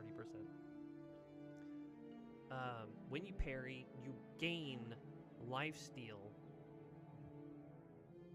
That lifesteal effect will be 10%.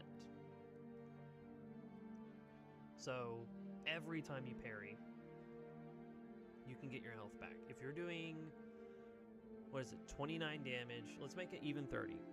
You get 3 health back.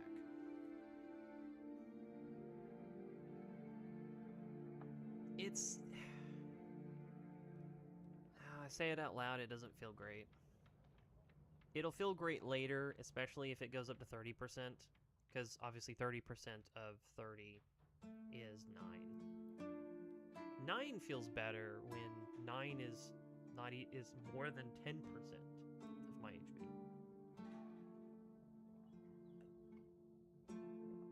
It's just for the next attack, but if I'm trying to parry everything, then yeah, you can kind of stay topped up in the middle of combat.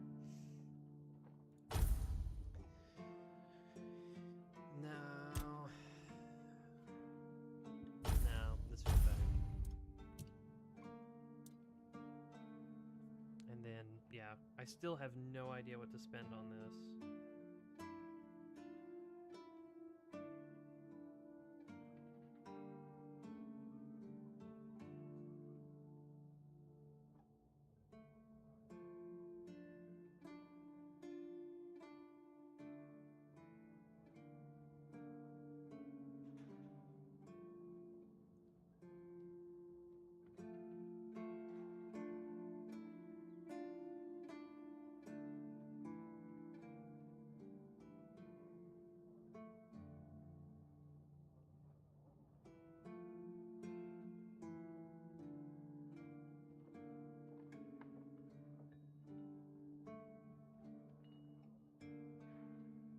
Anyway.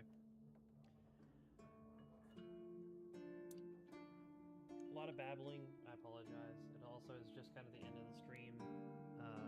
Just doing a lot of mental math, a lot of prep, kind of like pre-prep before the next one. Because I don't care. Don't really care. No. So it comes down to, I think it's top to bottom, right?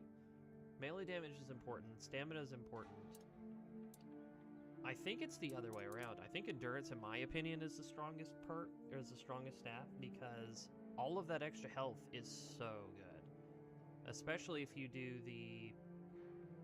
There's a skill tree where you take it to where you get, like, more health. But I think it maxes out at 10%. So, not great. But if you're at 100 and you take it, you go to 110. But if you go out of your way to have more endurance and you start stacking things that give you HP, it could get pretty gnarly. I have one thing to check. And that part is like, there's an area eventually Peaceful moment. I wouldn't even need to craft it. Oh, I can't buy it because it's... Yeah. Never mind. I was going to look at a set of armor, but he has the book. I can't buy the book because I don't have enough money. Okay.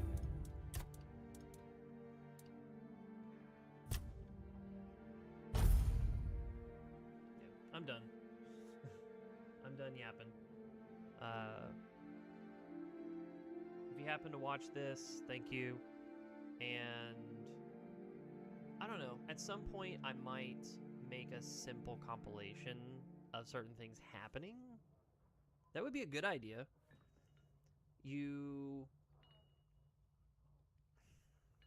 It's so long. Like at this point, it's now been 4 hours. But you go, like, you download it, you go through the whole thing, and you're just kind of looking for moments that are interesting. That's kind of fun.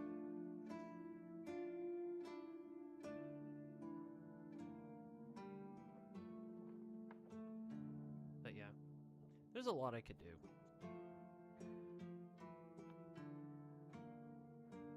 And a lot more work to be done. But I had fun. And yeah, have a good night.